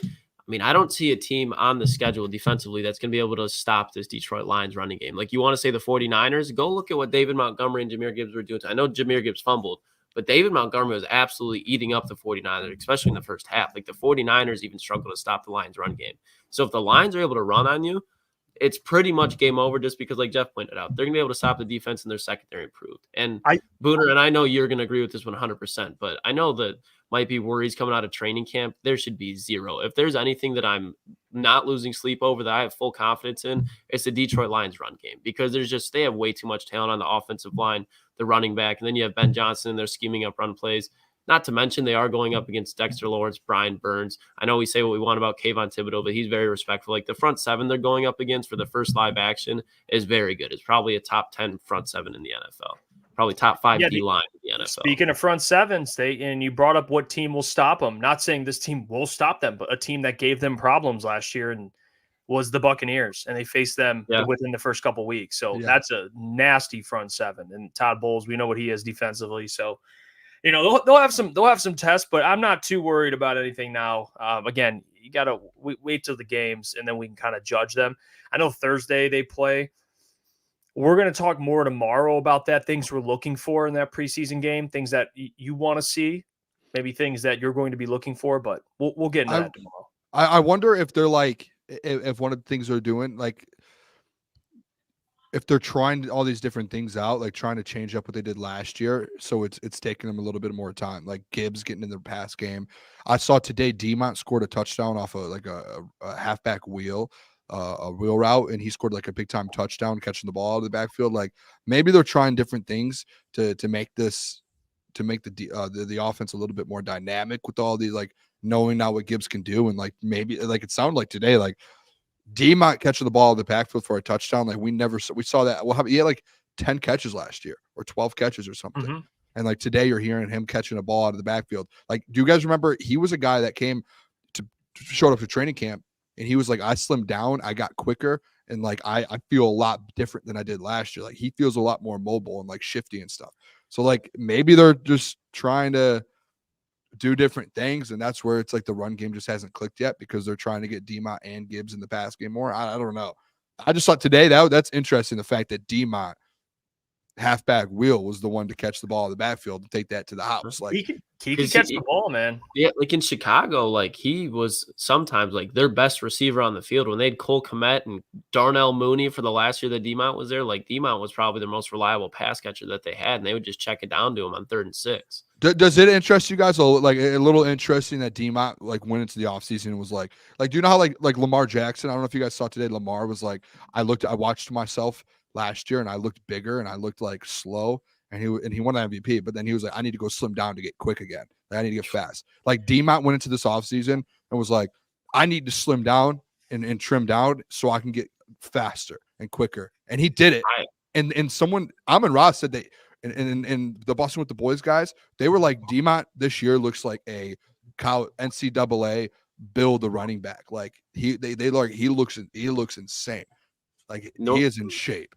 Normally I'd be like, I don't like running backs losing weight, but Demont, he's just his just build by itself. Like has such low leverage of the ground. The way that he runs with his, like, he never runs high. Like Demont's always the guy that's delivering the pain, and he's always falling forward, and he's so elusive as it is. So I think if Demont loses weight, that's going to be creating him. He already has the strength there, so it makes him more elusive, and he's already elusive in between the tackles. So now it's like, those 5-yard gains are going to go for 7-8 yards because he's going to make another man miss and be able to get more yards quicker. So I think it's a good thing. Like if Gibbs were to lose weight, I'd be like, no. Demont, I'm not worried about it. It'd be like if Nick Chubb lost weight. Are you really sweating it? No. And I know Nick Chubb's a better running back, but they have similar running styles. Think about the power of Demont. And then like he gets just moving faster now. Yeah, like he just like he takes a hit, and like, do you remember last year he would like take a hit and still get 6 yards? Imagine him taking the hit, getting those 6 yards. A player slips off of him and he's able to pop and goes off for 40 more. Like, I mean, even last year, and he said this offseason is he working hard. And last year that Chargers run, I mean, they couldn't touch him. No, I mean, he was. Do you guys remember that run he had against the Packers, the Monday night game or whatever, Sunday night game? He had 3 touchdowns, and it was just like, it was a 15-yard gain, but it slowed it down where you could watch David Montgomery make like 4 or 5 guys miss within that just because he makes a defensive tackle, defensive end, 2 linebackers, and a safety miss.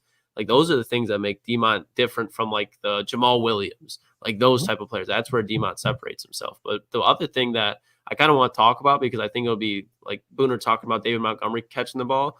But when we were at practice and they're running all the RPOs with Jahmyr Gibbs outside, and they had Demont on the field, they had Amon-Ra in front of them, and then it's the left, so it'd be Penei Sewell. Like, think about the threat of, okay, we can hand the ball off to David Montgomery on an RPO, and if you don't want to, we're going to throw the ball outside of Jahmyr Gibbs, who has Amon-Ra St. Brown and Penei Sewell in front of him. Those are the Lions' 3 best players offensively: Penei Sewell, Amon-Ra St. Brown, and Jahmyr Gibbs.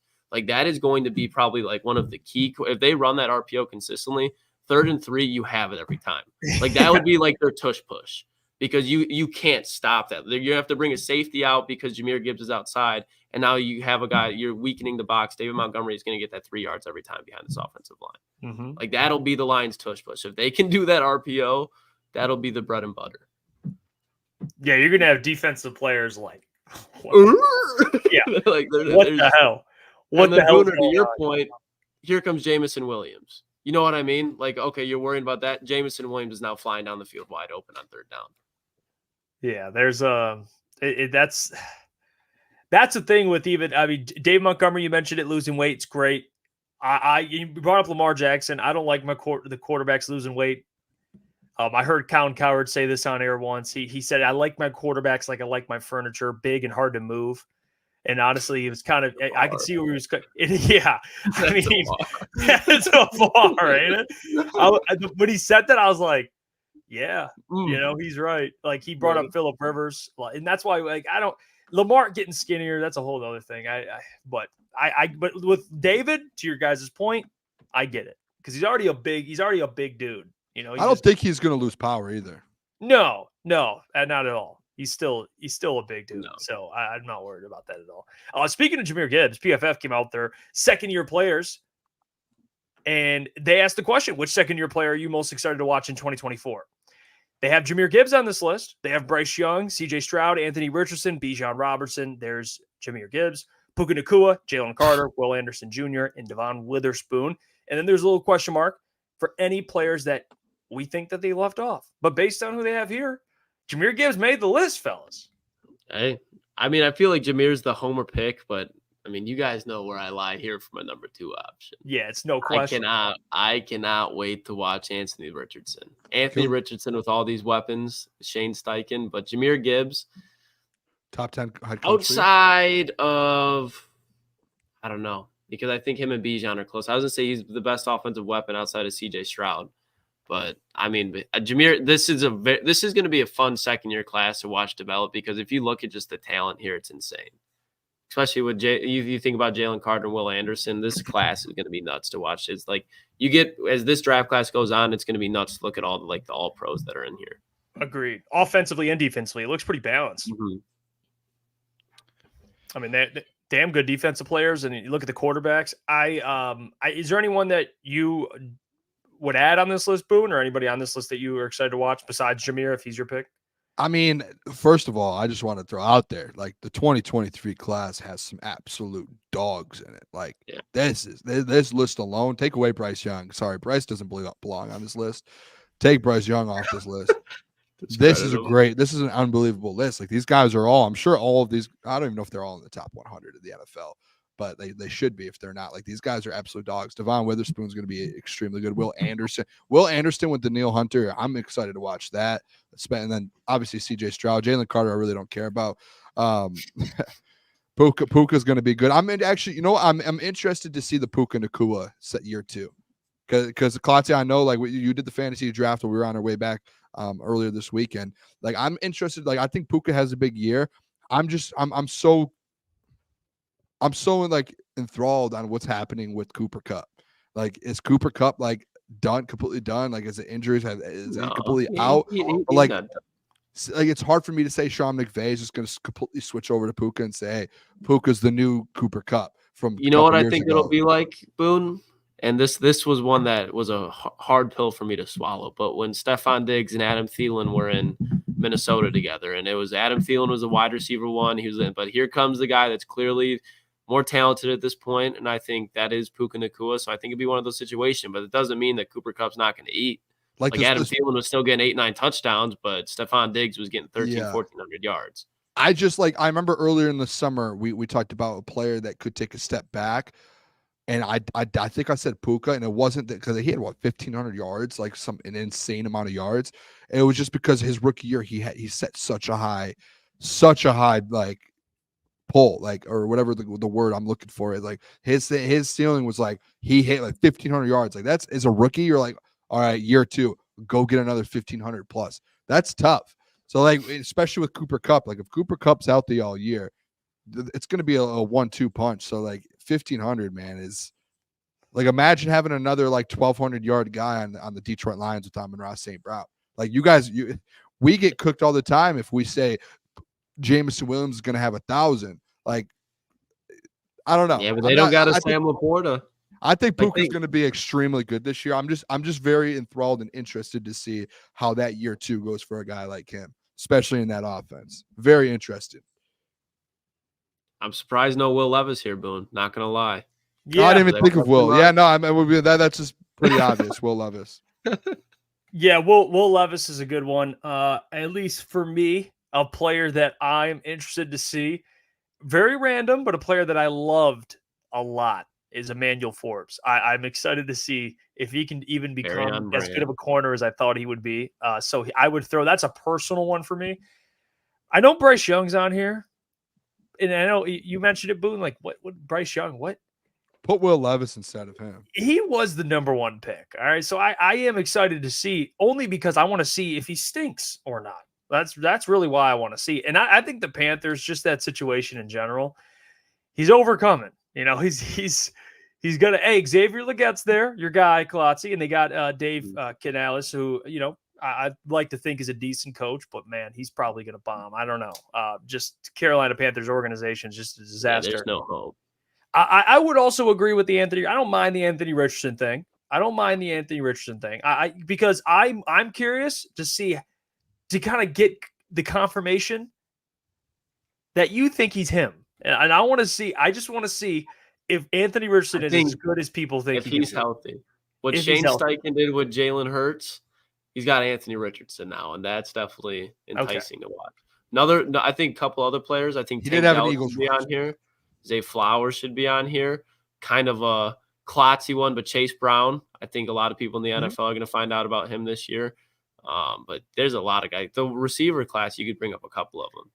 But Zay Flowers and Tank Dell. Ryan Branch. Josh Downs. Yeah, Brian Branch, you could argue, should be on this list too. Yeah, he's another one. There's a lot. It's a limited list, so I get him that they just put like. Where's Broderick Martin? I mean, where's Broderick Martin? What are we doing here? No, I'm kidding. Where's Colby Sorsdale? Big body Bob. Yeah, I don't know.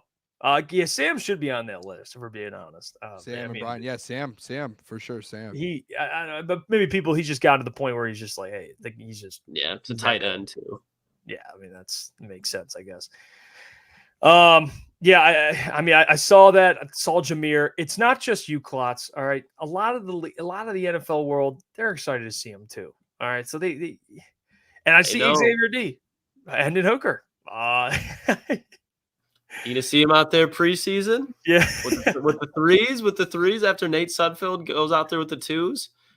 Yeah. That is going to be – if Nate Sudfeld's out there with the twos, to Booner's point, like come the third preseason game, I'm going to be smacking the panic button. Yeah, but he's not going to be ready as early as I thought he was. All right, I'll see what I've been saying. Hooker? Yeah, he's just not. I'm telling you, panic button. Thursday, we're going to find out a lot. You know what? I won't hit the panic button yet. Come this Thursday with Hendon Hooker. You're giving him the – Could you imagine the victory lap that Jeff's going to take if Hooker just goes out there and just lights it up? 150 yards, 2 touchdowns in 1 quarter. Yeah, I mean, I won't be ridiculous. I'm not going to take a victory lap. It is preseason. He's playing against like backups, but I'll at least be like, thank goodness you at least have a backup quarterback if he does play well, and he builds on that. And we did have the Kyle Brand from Good Morning Football. Can't play the clip because it's television. We could play the clip. I don't think we could play that clip. Just because we've gotten flagged for it before with Good Morning Football. At some point we've got to say we're doing this. I think we could play the clip, but if we don't want to, I get it. Now you put him between a rock and a hard place, Boone. Hey, I like that. That's a song. Yeah, I just don't want to risk it like permanently. I don't think that anything. Jeff, I'm saying it's good, but if you don't think so, I think it's good. I think it is. All right, at least it's live. I mean, Woodward played it, so we're playing it. Fuck it. All right, let's Let's play the clip. Here's we're definitely good then. All right, here's Calibrate. Just keep us on the screen here. Don't take us off. Like, let's you know what? Fuck it. You know, YouTube. Fuck you. Let's play the clip. All right, that's what I'm talking about, Jeff. Let's hear it. All the fame. Talk to me. Hey, talk to me. Down.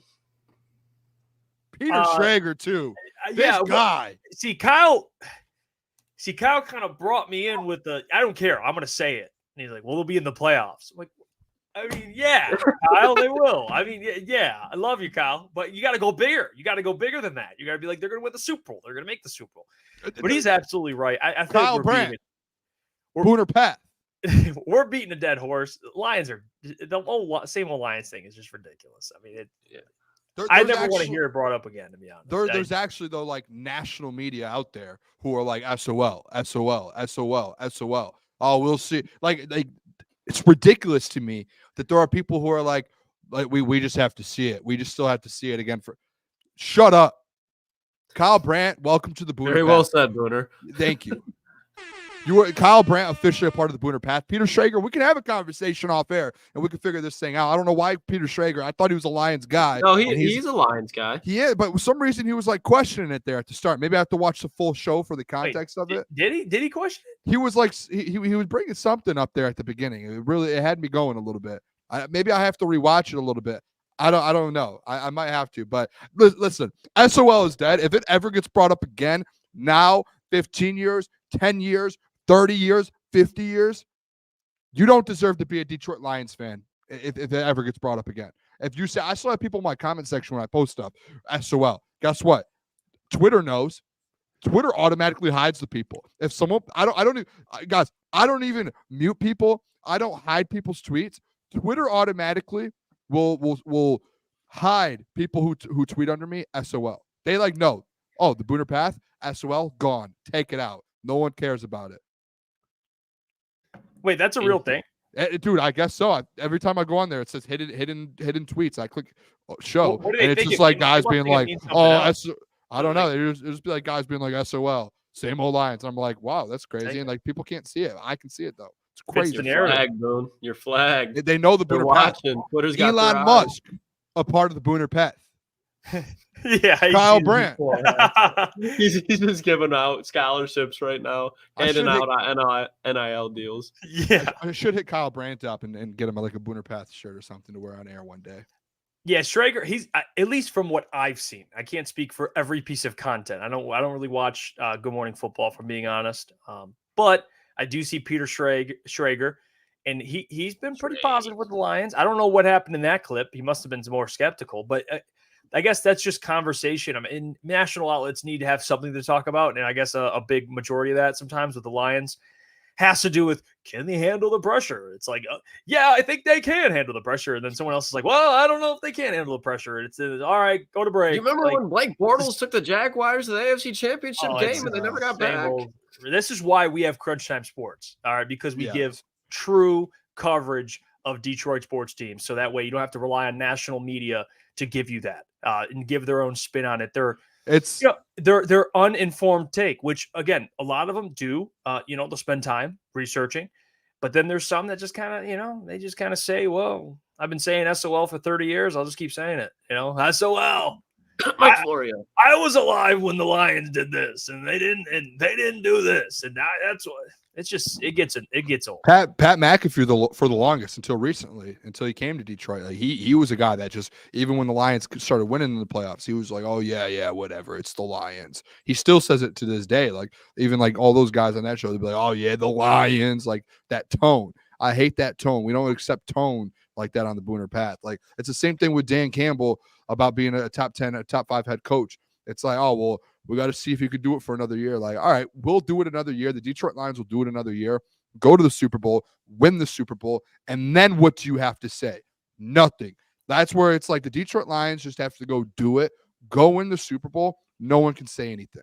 Like at that point, you are a dominant force in the NFL. You just went to an NFC Championship game and you just won a Super Bowl back-to-back years. You are now one of the best franchises in the NFL. Just like that. Well, Jeff, I have a question real quick before we move on for this. If Dan Campbell wins a Super Bowl, would you be willing to say he's a better head coach than Kyle Shanahan? That's an easy answer. Very easy answer. I feel like it is, but it might not be for Jeff. Better coach. Doesn't Yeah, doesn't I mean, yeah. That's But such an what do you easy say here? answer. Let me ask you this. Huh? Oh, I'm waiting. I'm waiting. People are not going to like this one. Do you think that Mike McCarthy is a better head coach? I knew you were going to say Big Mike. I knew you were going to say Big Mike. He has a Super Bowl. He has a Super Bowl. Yeah, he has one. What? And who are we comparing him to? I'm not comparing, but my point is a Super Bowl. Winning a Super Bowl with the Lions, it should absolutely. He's already one of the best coaches in the NFL. Like, if you want to put him over Kyle Shanahan, great, cool. I don't mind that. I guess it's just like when you bring up, he has a Super Bowl. My point was, well, there's coaches that do have a Super Bowl, and we don't think they're better than Dan, you know what I mean, Dan Campbell, or we think Dan's better. So I don't know. How many coaches have taken the Detroit Lions to a Super Bowl? I get that. While your headset was off, Booner, that's what he said. And I said within 4 years. My point was, I didn't mean Dan. I meant is Mark McCarthy better than Kyle Shanahan? When you said Mike McCarthy, that just flipped a switch on you. Yeah, but Boone, your mind went to me comparing him to Dan. I'm not doing that. My point is, when you bring up Super Bowl, like it matters, of course. And I wouldn't be mad if you said he's better. But like just because of a Super Bowl, like there's coaches that do have one, and they're like, I don't know, this guy's still. But again, it's like the situation thing. Like Mike McCarthy had Aaron Rodgers, one of the great, he had Aaron Rodgers, like one of the greatest quarterbacks of all time. I love Jared Goff. Where do you rank him to Aaron Rodgers? Like Dan Campbell's built literally like Mike McCarthy didn't go in and build the Green Bay Packers culture. That was built from history. Like that culture in Green Bay has been built. Dan Campbell has came in, and Dan Campbell has single-handedly, obviously with Brad and Sheila, but he has changed the culture to the grit, and he has single-handedly taken this Detroit Lions organization, flipped it upside down, and said, this is what we're about, and he has turned this organization around in 3 seasons. An organization that hasn't been able to get turned around in 50 to 60 years, he has done it in 3 years. How about this? Doug Peterson beat Tom Brady with Nick Foles.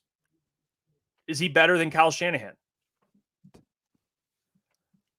Oh, that's a good. I'm not gonna lie. It's a good one, but again, to my point is, Philly has always been Philly.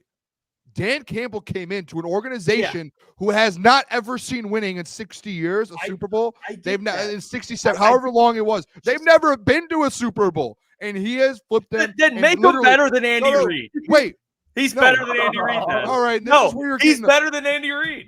Just saying. So you're telling me what you're telling me is Kyle Shanahan, who has been to Super Bowls, who has went to NFC Championship games, and cannot finish the job with the rosters that he has had and the organization he's been at. And Dan Campbell goes in year 4, gets the job done, his second year in the playoffs before Kyle Shanahan does, and you're going to sit there and tell me Kyle Shanahan's still better. When Dan Campbell did it before Kyle Shanahan. He got the job done before Kyle. No. This is an easy equation. This equation's pretty simple to me. It's actually not. No, it's very simple. Kyle Shanahan has not been able to win a Super Bowl. If Dan Campbell does it this year, he is already better than Kyle Shanahan. Kyle Shanahan cannot get the job done. He has issues in the playoff in the Super Bowl and big games. I mean, yeah, he has issues, but he just keeps making Super Bowls. I don't know. Yeah, but if he can't win one, then I'm taking the coach who can finish the job and win one. Okay. What's better, a Super Bowl or an Doug Peterson. I mean, a Super Bowl or an appearance? A Super Bowl or an appearance? What are you taking? Then you're a big Doug Peterson guy then. I mean, oh my gosh, that's such a bad Tom Brady example. with Nick Foles. That's such a bad example, dude. That's such a bad example. I want to make this. Philadelphia Eagles. Dan Campbell's with the Detroit Lions. Let me just say this, and I am being a little disingenuous. I am kind of trolling a little bit. You're trolling me. If you want to see Kyle Shanahan, if you want to say that Dan's better, go ahead. Now he's not better than Sean McVay. I won't say that. He's not better than Sean McVay. He gets two of those boys, Jeff. He gets 2 of those boys. John Harbaugh, he has a Super Bowl too. So he'd be. I think what Dan would do if he won a Super Bowl, he would be in that tier of like guys that have won a Super Bowl. And I don't think it's like, oh, he won with the Lions, best coach in the league. I don't think it's that easy. No, I don't think it's just with the Lions. I think it's the fact that he's turned an organization around and he's been able to build it within years. Like he's taken an organization that we've never had winning like this, and he's taken it to a different to a level where we're like, hey, we're consistently competing for Super Bowls now. Like that's something to think about. Like we were 17 points away from going to a Super Bowl 6 months ago, and now you're talking about if he goes and win ones this year, that like if he goes and wins one this year, that means he won a head-to-head versus Kyle Shanahan, most likely, correct? So he beats Kyle Shanahan in a big game, and then he goes on and wins a Super Bowl, something Kyle Shanahan can't do. I don't know, like it's what's Kyle Shanahan like? You're like he goes there every year. Dan Campbell, if he goes to a Super Bowl, 2 out of the 4 years he's been to the NFC Championship game or past that. 2 out of the 4 seasons. If he beats with a roster Kyle that was Shanahan the worst this in year, the NFL. if he beats Kyle Shanahan in the 49ers this year, he'll be 1-1 with Kyle Shanahan. But if he wins a Super Bowl, he'll have that over Kyle Shanahan's head. Yeah, and so does other coaches. But we don't say they're better than Kyle Shanahan. Unbelievable. This is unbelievable. This is an unbelievable argument. Let's move on. I can't continue this. You don't want to give respect to the man himself. That's not what it is. I swear, dude. Now I feel klotzy when you say he hates Montgomery. He hates. No, that's obviously a joke. This isn't a joke. This is a little disrespectful.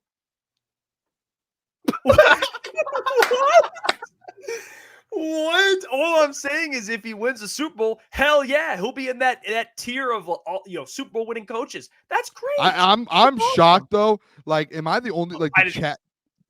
What? I was in the middle of telling you my point. I'm sorry. Cut me off. I zone out so bad there. I'm reading the chat and I'm just shocked right now. Go ahead. Keep going. I'll stop. I'm settle down, Booner. All I was saying is if he wins a Super Bowl, he'll be in that tier of other Super Bowl winning coaches. John Harbaugh, Sean McVay, Mike Tomlin. I don't even like Mike McCarthy. I brought that up to kind of mess with you. But in all seriousness, like that, those guys are the top coaches in the league. He'll be in that tier. He'll move up, 2 spots? I mean, a couple spots? Cool. Like, just say, like, where would you put him if you won a Super Bowl, Boone? Where is he? Right behind Andy Reid? You got to be 2 or 3. If he wins it this year, and they dominate, I'll put 2 or 3 right away in the NFL. I think he's one of the best in the NFL to be able to do what he's done in the last 3 or 4 years. Yeah, I don't mind. Hey, if you want to say he's better than Kyle Shanahan, I think you can win that argument. We would bicker, but I think that's fair. Sean McVay and Andy Reid, I don't think there's. I'm going to be honest. I don't really. Yeah, no, like I think like the Andy Reid thing for sure. So the Andy Reid is the best. It's like he's going to be one of the best of all time. So it's hard to do that. I just think like if he wins it this year, I think there's an argument that can be made to where like Kyle Shanahan has had unbelievable rosters. Like yeah, he's a great coach. Dan Campbell has a top 3 roster in the league right now, and he's going to win. And you're going to be like, well, he did. Brad Holmes gave him a pretty good roster. He should go win a Super Bowl, at least get there. Is that fair? Is that fair to say? Yeah. So like when they went 9-3 to finish the 1 year when they were on year 2, 9-2. Sorry. No, I'm talking about this year, Boone. You said this. No, year. I know. I'm going through like the timeline here because like Kyle Shanahan has had these great rosters and continues to lose. Can't win the big game. Dan Campbell, year 2, finishes the season 9-2 with a roster that's still getting built. Last year, and Jeff. I will, if I have to go back to old shows at our previous place to go clip you, and Adam talking about He's how threatening you right now. He's about the timeline. No, this is because we had this conversation yesterday about the timeline for a head coach like Dan Campbell, where it's year 2 you need to show progress, year 3 you need to make the playoffs, or year 4 you need to win a division, year 5 you need to go out there and kind of compete for the playoffs and Super Bowl. Like they're ahead of schedule, and yeah, it could be because of the roster as well. I don't want people to like forget the fact that Dan Campbell came in and set the tone with that opening press conference. And everyone who walks into the building in Allen Park says the reason that this thing's turned around is Dan Campbell. Like there's grit. Like you get a coffee in Ann Arbor in Allen Park, and there's literally coffee that says grit on it. That's all Dan Campbell. The whole grit, everything about what has changed is Dan Campbell's the whole persona in the whole organization. So like you could say, oh, he has the roster. Dan Campbell has set up a culture there to where a lot of these guys can come in and go in there and be the best players they can be. There are guys on this roster who are probably elite or really good who would have gone to the Carolina Panthers or the Chicago Bears, and they wouldn't be doing what they're doing in Detroit right now That's a fact. And it's all credit to the head coach who has put all this stuff in place and the culture in place. Yes. So like that argument is voided to me. Voided. What argument? Like the roster. Like he's helped build that roster and he's set the culture so those players could do what they're doing. That's a fact. That's like giving Kyle Shanahan. That's like I'll give Kyle Shanahan the credit when it comes to play calling. Kyle Shanahan does that at a high level. And he puts players in very, very good positions. Brandon Ayuk's been very good under Kyle Shanahan. Deebo Samuel, like a lot of these players have been really good because of Kyle Shanahan. I will give him that credit. And then you have to give Dan that credit as well. I'm not disagreeing with what you're saying. Like, I think he deserves a lot of credit. And again, this whole conversation, it just goes south. My point I'm trying to make. I don't want this to be like guys, we did our top. Oh, you put that up, Boo. Nice. We put our we did our top 10 coaches. Where did I have Dan? At what, 6, 5? I mean, what? It's not like the way we're arguing. It's like I have no faith in Dan. No, dude's a great coach. I agree. If they win a Super Bowl, where does he go? He's in that tier of Super Bowl winning coaches. Like, I'm sorry, he's not just. He doesn't. I mean, the Lions thing I understand completely, but there's someone that put in the comments like, Dan would have been not a lot of Super Bowl coaches would be able to do what Dan did. Like, yeah. I mean, you dropped John Harbaugh here. I would feel comfortable with where they're at. I mean, I'm not saying again. That's just reality. He's in that tier of good coaches, or Sean McVay or whoever you want to bring up. I think that's fair, but I think like if he beats Kyle Shanahan and wins a Super Bowl, something Kyle Shanahan has yet to do, I think it's you automatically put him over Kyle Shanahan, and there's no question behind it. I don't think there's an argument. Now, if we're talking if we're talking about football, if we're talking about offensive mind, then okay, yeah, we can have that conversation. But we're talking about overall head coach. If this guy goes out there and wins a Super Bowl before Kyle Shanahan can, and like he's ahead of him. Klotz, I can't believe you asked this question. That's unbelievable. Klotz, what do you think? No, what do you think, Klotz? I honestly think it you have to give it to Dan Campbell, in my opinion, just because at least if you're going to talk about right now who's the better coach, how can you not say Dan Campbell if they go and win a Super Bowl? Just because I think you do have to take note of Kyle Shanahan was without a doubt the better offensive mind, like you guys just alluded to, but better overall head coach, it's got to be Dan Campbell. And I think you'd have to put McVay in front of him still. I think he'd be on the level of John Harbaugh. I think he'd be in front of Mike Tomlin, but I think he'd be a top 4 head coach, however you want to rank him in Harbaugh, because I think Harbaugh, what he's been able to do with the weapons he has compared to the guys like McVay and the guys like Shanahan, like he hasn't had that many offensive weapons. And I know he's a defensive guy, but the NFL now is an offensive league. So you got to give credit to Harbaugh. So I would say Dan for sure, because I do think you got to at least point, like he's gotten there so many times, but you got to win one until you stack it up. Like Dan Campbell's resume at that point would be nuts in his first 3 years. Shanahan's is still crazy, but I think if you're comparing like short-term success and Shanahan who has a little bit more long-term success, I know it's not a lot. Campbell's done what nobody's been able to do.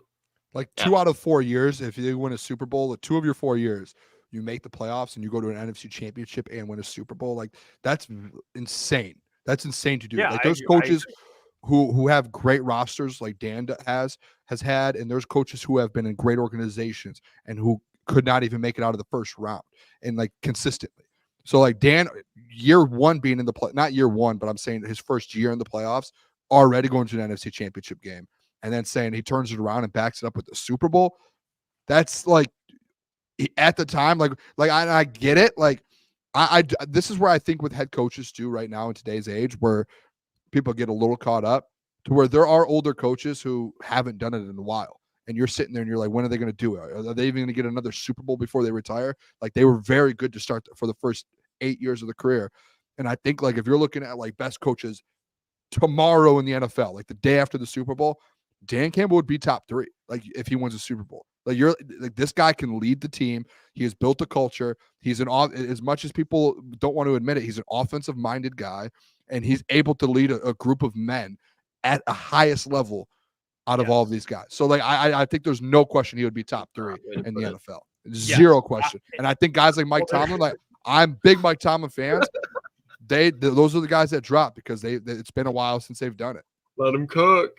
Career wise, and as a career and in their whole career, like yeah, those guys obviously, if you're talking about all-time head coaches, those guys are still higher than Dan Campbell on the list. I mean, dude, but if we're talking about today in the NFL, you're like, what?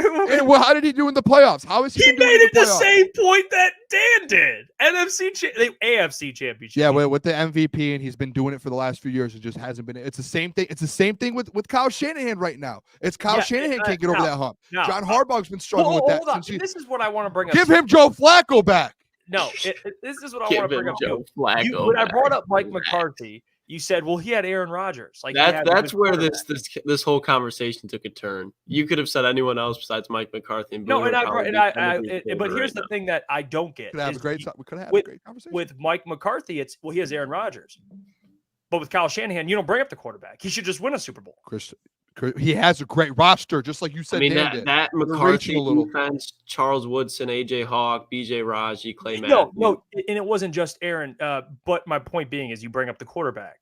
But with Kyle, it's like, oh no, just go win. It's like, dude. No, like I give credit to Mike McCarthy. Like he had a great roster, but he was able to get Mike. them there. This is about Kyle with his quarterback. The quarterbacks he's had. With Brock, okay, he's going to get the same contract as Jared Goff, and they have Christian McCaffrey, Deebo Samuel, Trent Williams. Yeah, like he does have enough as a roster. They has a great like. That's where I'm like, where are we disconnected here? Quarterback. At least the Lions are in a very good situation now. Thank God. That with Jared Goff. What do you think? That had nothing to do with the conversation. That was you going Mike McCarthy. That was the Mike McCarthy versus Dan Campbell. You just tried to stretch that out to Kyle. That had nothing to do with the argument. That one was more just a jab at you to get you fired up. You didn't need to bring up Kyle Shanahan and his quarterback. The Doug Peterson example was more accurate because I will give you that. I will give you that. But still, though, like we're talking about best head coach in the NFL the day after the Super Bowl, like in 2024. It'd be Dan Campbell top 3. Like Doug Peterson's past his time right now. That's very well known. Yeah, like some of these guys that were Doug Peterson either. I think he's fine. He's a good coach. Some of these guys in the NFL that were great and have won Super Bowls, they're all past their times as well. Like a lot of these guys are things have changed. So it's like we're not I think Jeff a little bit, and this isn't bad. I think sometimes when we do these court or these head coach rankings, I think you look at it as an all time. Instead of, hey, who's done stuff like now? Who do you want now? I mean, I take both into account, and I think you have to at least look at that too. I mean, that has to. You're a big Bill Belichick fan. No. Because last year you would have said that Russell Wilson was better than Mahomes. Look at his year. Similar. I'm not. This is where you start to get off. You know you're losing right now, and you're getting off these random. He's throwing out random things. You just completely did not understand. Mahomes, let's move on. Mailbag. Drop your question. This was the Chris Paul. It's a 3 late in the 4th. Cuts the lead. No. Just kidding. My point being is you have to look at resume to some extent. You have to look at resume to some extent. I mean, you just do. I mean, or not, or just say, you know what, screw what you've done. Can we just acknowledge that was a great a great question by me to ask? It was great. That was seeing a fire, and I just threw gasoline right on it. Yeah, I mean that's. Booner was like, well, "This is a fairly people drop mailbag questions." I'm gonna go back. If you haven't dropped mailbag, drop them now. I'm gonna go back and get some mailbag questions. I'm not doing this conversation anymore. Drake Bryan says, "Mailbag. If Jared Goff beats Mahomes in the Super Bowl, what does that do for his legacy, and what would he finally be considered a true top 5 quarterback?" Your response? Jared Goff's a very fine quarterback. I think he's a top 10 quarterback. This is where we start to get into these little things that you can make these arguments and say these different examples, but that has nothing to do with what the actual. I don't know if that's what you're trying to say, Jeff. But I don't know if Drake's asking. I don't know if Drake was trying to insinuate that or not, but no, he would be solidified top 10. I think he was just. He's already a top 10. To be honest, I think. Oh, okay. Then why don't you ask me? Ask those. Can you agree? Can you agree with the statement? Jared Goff will never be a top 5 quarterback in the NFL.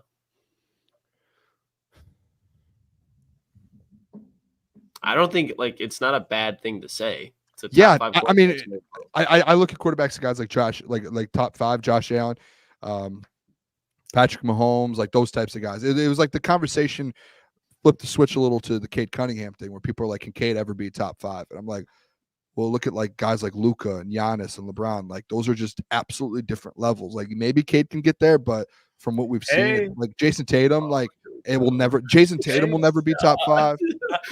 Don't get Jeff. I do think it's like that type of thing. Jeff's biting his lip over there now. You've said the word Cade Cunningham, and now he's biting No. his lip. I would Yes, ask you Boone. I would ask Boone. I know Josh Allen is different. Or I'll go to you, Lucas, too. If Jared wins a Super Bowl, put him over Burrow. Fuck no. Yeah, absolutely not. I mean, he's covered. If Jared were to win a Super He Bowl, hasn't got. He got to the big game. Can't win it. If Jared wins a Super Bowl, I still wouldn't put him over C.J. Stroud. I still wouldn't put him over Justin Herbert. I would agree. I wanted to get you with the Super Bowl talk a little bit. Put him over Burrow. All right, it's the same kind of player, right? I mean, similar. They're not mobile. Different one has context. a bowl. Different context here in this One situation. doesn't? Come on. Different context here. No, I don't. You thought you were cooking. Hey, Booner, he threw up another 3 in the last 30 He seconds. keeps doing this. He keeps like these random. It's just these random like comparisons, and they're just so far off that have nothing to do like. He didn't like that one. He's emotionally. Hey, I even said not Allen, Josh Allen. I'm just saying Joe Burrow, similar. If one has a bowl, one doesn't. What do you do? Take Joe Burrow. All right. There's another McVay question here. I wanted to find. I just lost it here. We'll go to Justin's question. Yep, I started. This is very ironic. Mailbag, Lucas. Does Jake Bobo make the 53-man roster? Second question: who has the bigger year, Jack Smith and Jigbo or Rashee Rice? If Jake Bobo, I don't think he's going to. Brad, you pick up that phone. You take a flyer on Jake Bobo. That's exactly what you do. TK85 would be a nice run here, but Jake Bobo be a Detroit Lions legend, and I think Jackson Smith probably. If that's hard actually to think about. I think Jackson Smith is definitely the better wide receiver, but if Rasheed's playing, he's gonna be the number one in Kansas City with Patrick Mahomes. So I mean, bigger year probably Rasheed production, but I think Jackson Smith is going to be the better wide receiver just pound for pound. There's a difference between Geno Smith and Patrick Mahomes. I almost want to say JSN because like Rashee Rice, they do have Hollywood Brown, Xavier Worthy, and like reports are coming out of their camp.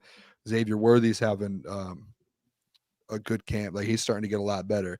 So like, and you have Travis Kelce there. So I do think like the thing with JSN is Tyler Lockett is a little towards the end of his career. Yeah.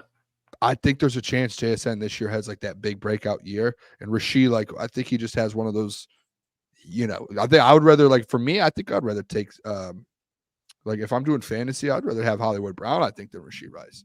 I think Hollywood Brown needs a lot. I'm going to go Rashee Rice over JSN this year, just because I don't know if I don't know if JSN will be the number one receiver this year. I know Rashee Rice will be the number one receiver this year. So there's that. Like for me, DK is going to be their true X, the guy that he's going to get 1,200 yards. JSN could get like 500-600. I wouldn't be shocked if he did something like that, But I think Rashee can get 1,000 this year. You know what I mean? I think he's a number one receiver. Do you think that? So do you think he's the number one? And like, what about Hollywood Brown? No, he's a number. He's a complement. He's a complementary. Yes. Thank you. I can't speak. I think he's more complement to what they have. Like Xavier Worthy, another one. I don't think they're going to be like Hollywood Brown. You're a number one. Yeah. You are the X. Yeah. No. You are the guy. And I love JSN. I just don't think with Tyler Lockett still, like, get rid of Tyler Lockett, then we could talk. Like, I think he can really show what he can be. Like, I would love to see Tyler Lockett in with the Chargers. Deep threat for Herbert. It's a good. Hey, real quick before the show's the Brandon Ayuk thing, just real quick. I heard someone today say he should go to the Chargers. How are the Chargers not being like, we'll pay Brandon Ayuk? They don't have the money. They have so much dead cap. They're tied up. They're tied up. They went all in. So they went all in more than I've seen in a long time. They had to cut Keenan and they almost cut Khalil, but they kept him. So I guess I had to see like what the books look like. But like, if you could bring Brandon Ayuk in and say you give him an extension and say you pay him what he's due this year, I think we might. I could be wrong. 13 million or whatever it is, 16 million. I don't know what it is. If you could kind of just do that for 1 year and you have that extension and you sign it and then it doesn't hit until the second year, I feel like they would be able to open the books up and you give Justin Herbert, Brandon Ayuk, and Ladd McConkey, like that is too young. Like I'm with studs. you. I feel like that's the best place for him to go. I was just shocked. I don't think they have the ability to do it. Yeah, let's talk about that tomorrow. We're gonna bring up Brandon Ayuk, but we'll get to it tomorrow because it seems like and there might even be a deal done. To be honest, I mean the Browns are interested. Amari Cooper could be in the deal, which Amari Cooper. Oh my gosh, dude! That happens. If the Niners got Amari Cooper, I would be more scared if the Niners got Amari Cooper than if they had Brandon Ayuk, without a doubt. Yeah, route runners. Yeah, an absolute great route runner. And the Steelers, but it's really about where Ayuk wants to go because he can say, "I'm not signing a contract." So the Patriots have been the most aggressive. He's not going to want to go. And he doesn't want to go there. He wants to go to the Steelers. I think that's really what, and they're trying to talk to the Steelers. That would be great. I would love that because I'm a Steelers guy, so I would love to be able to see Russell Wilson get Brandon Ayuk and Kenny and not Kenny Pickett, George Pickens. Like, oh my gosh, Kenny Pat Pickett. Fryer move. Jalen, oh, that's a good Backup offense for right there. Jalen Hurts in Philly. Kenny Pickett. It's ugly watching Kenny Pickett try to play football in the NFL. It's a brutal watch. Yeah, 2 gloves. Same thing. It's the same thing watching who's that one random quarterback from Arizona? Don't you throw disrespect on Clayton Tune. That's it. I would rather have Clayton Kenny Pickett. Clayton Tune or Hendon Hooker right now, Boone. Oh, no comment. Hendon Hooker. I'd take Hendon Hooker. Are you kidding me? No way. Give me Kenny Pickett Give me the guy that played over snaps. Clayton Tune all day. Nope. All right. Well, you know what? What a way to end. We'll end it on Clayton Tune because that's the way you end the show. We appreciate you guys. Thank you so much for tuning in. Don't forget, tomorrow we'll be back. It will be Wednesday. Joe Macron will be joining the program. So, shout out Joe. Shout out Joe. Happy birthday, shout out Joe, man. Happy birthday, Joe. Man, shout out Joe. We didn't even put how old Joe's turning. But however old you are, Joe, happy birthday. Enjoy the birthday, man. Yes, sir. Big day. Yeah, I was gonna, depending on your age, I was gonna tell you to have a drink or I don't know how old is he is, but happy birthday, Joe. Appreciate you and appreciate you too, Mr. Detroit City. We'll catch you guys tomorrow. The doc will be here. So until then, hit that like button. Yep, hit the like button on your way out. We'll catch you.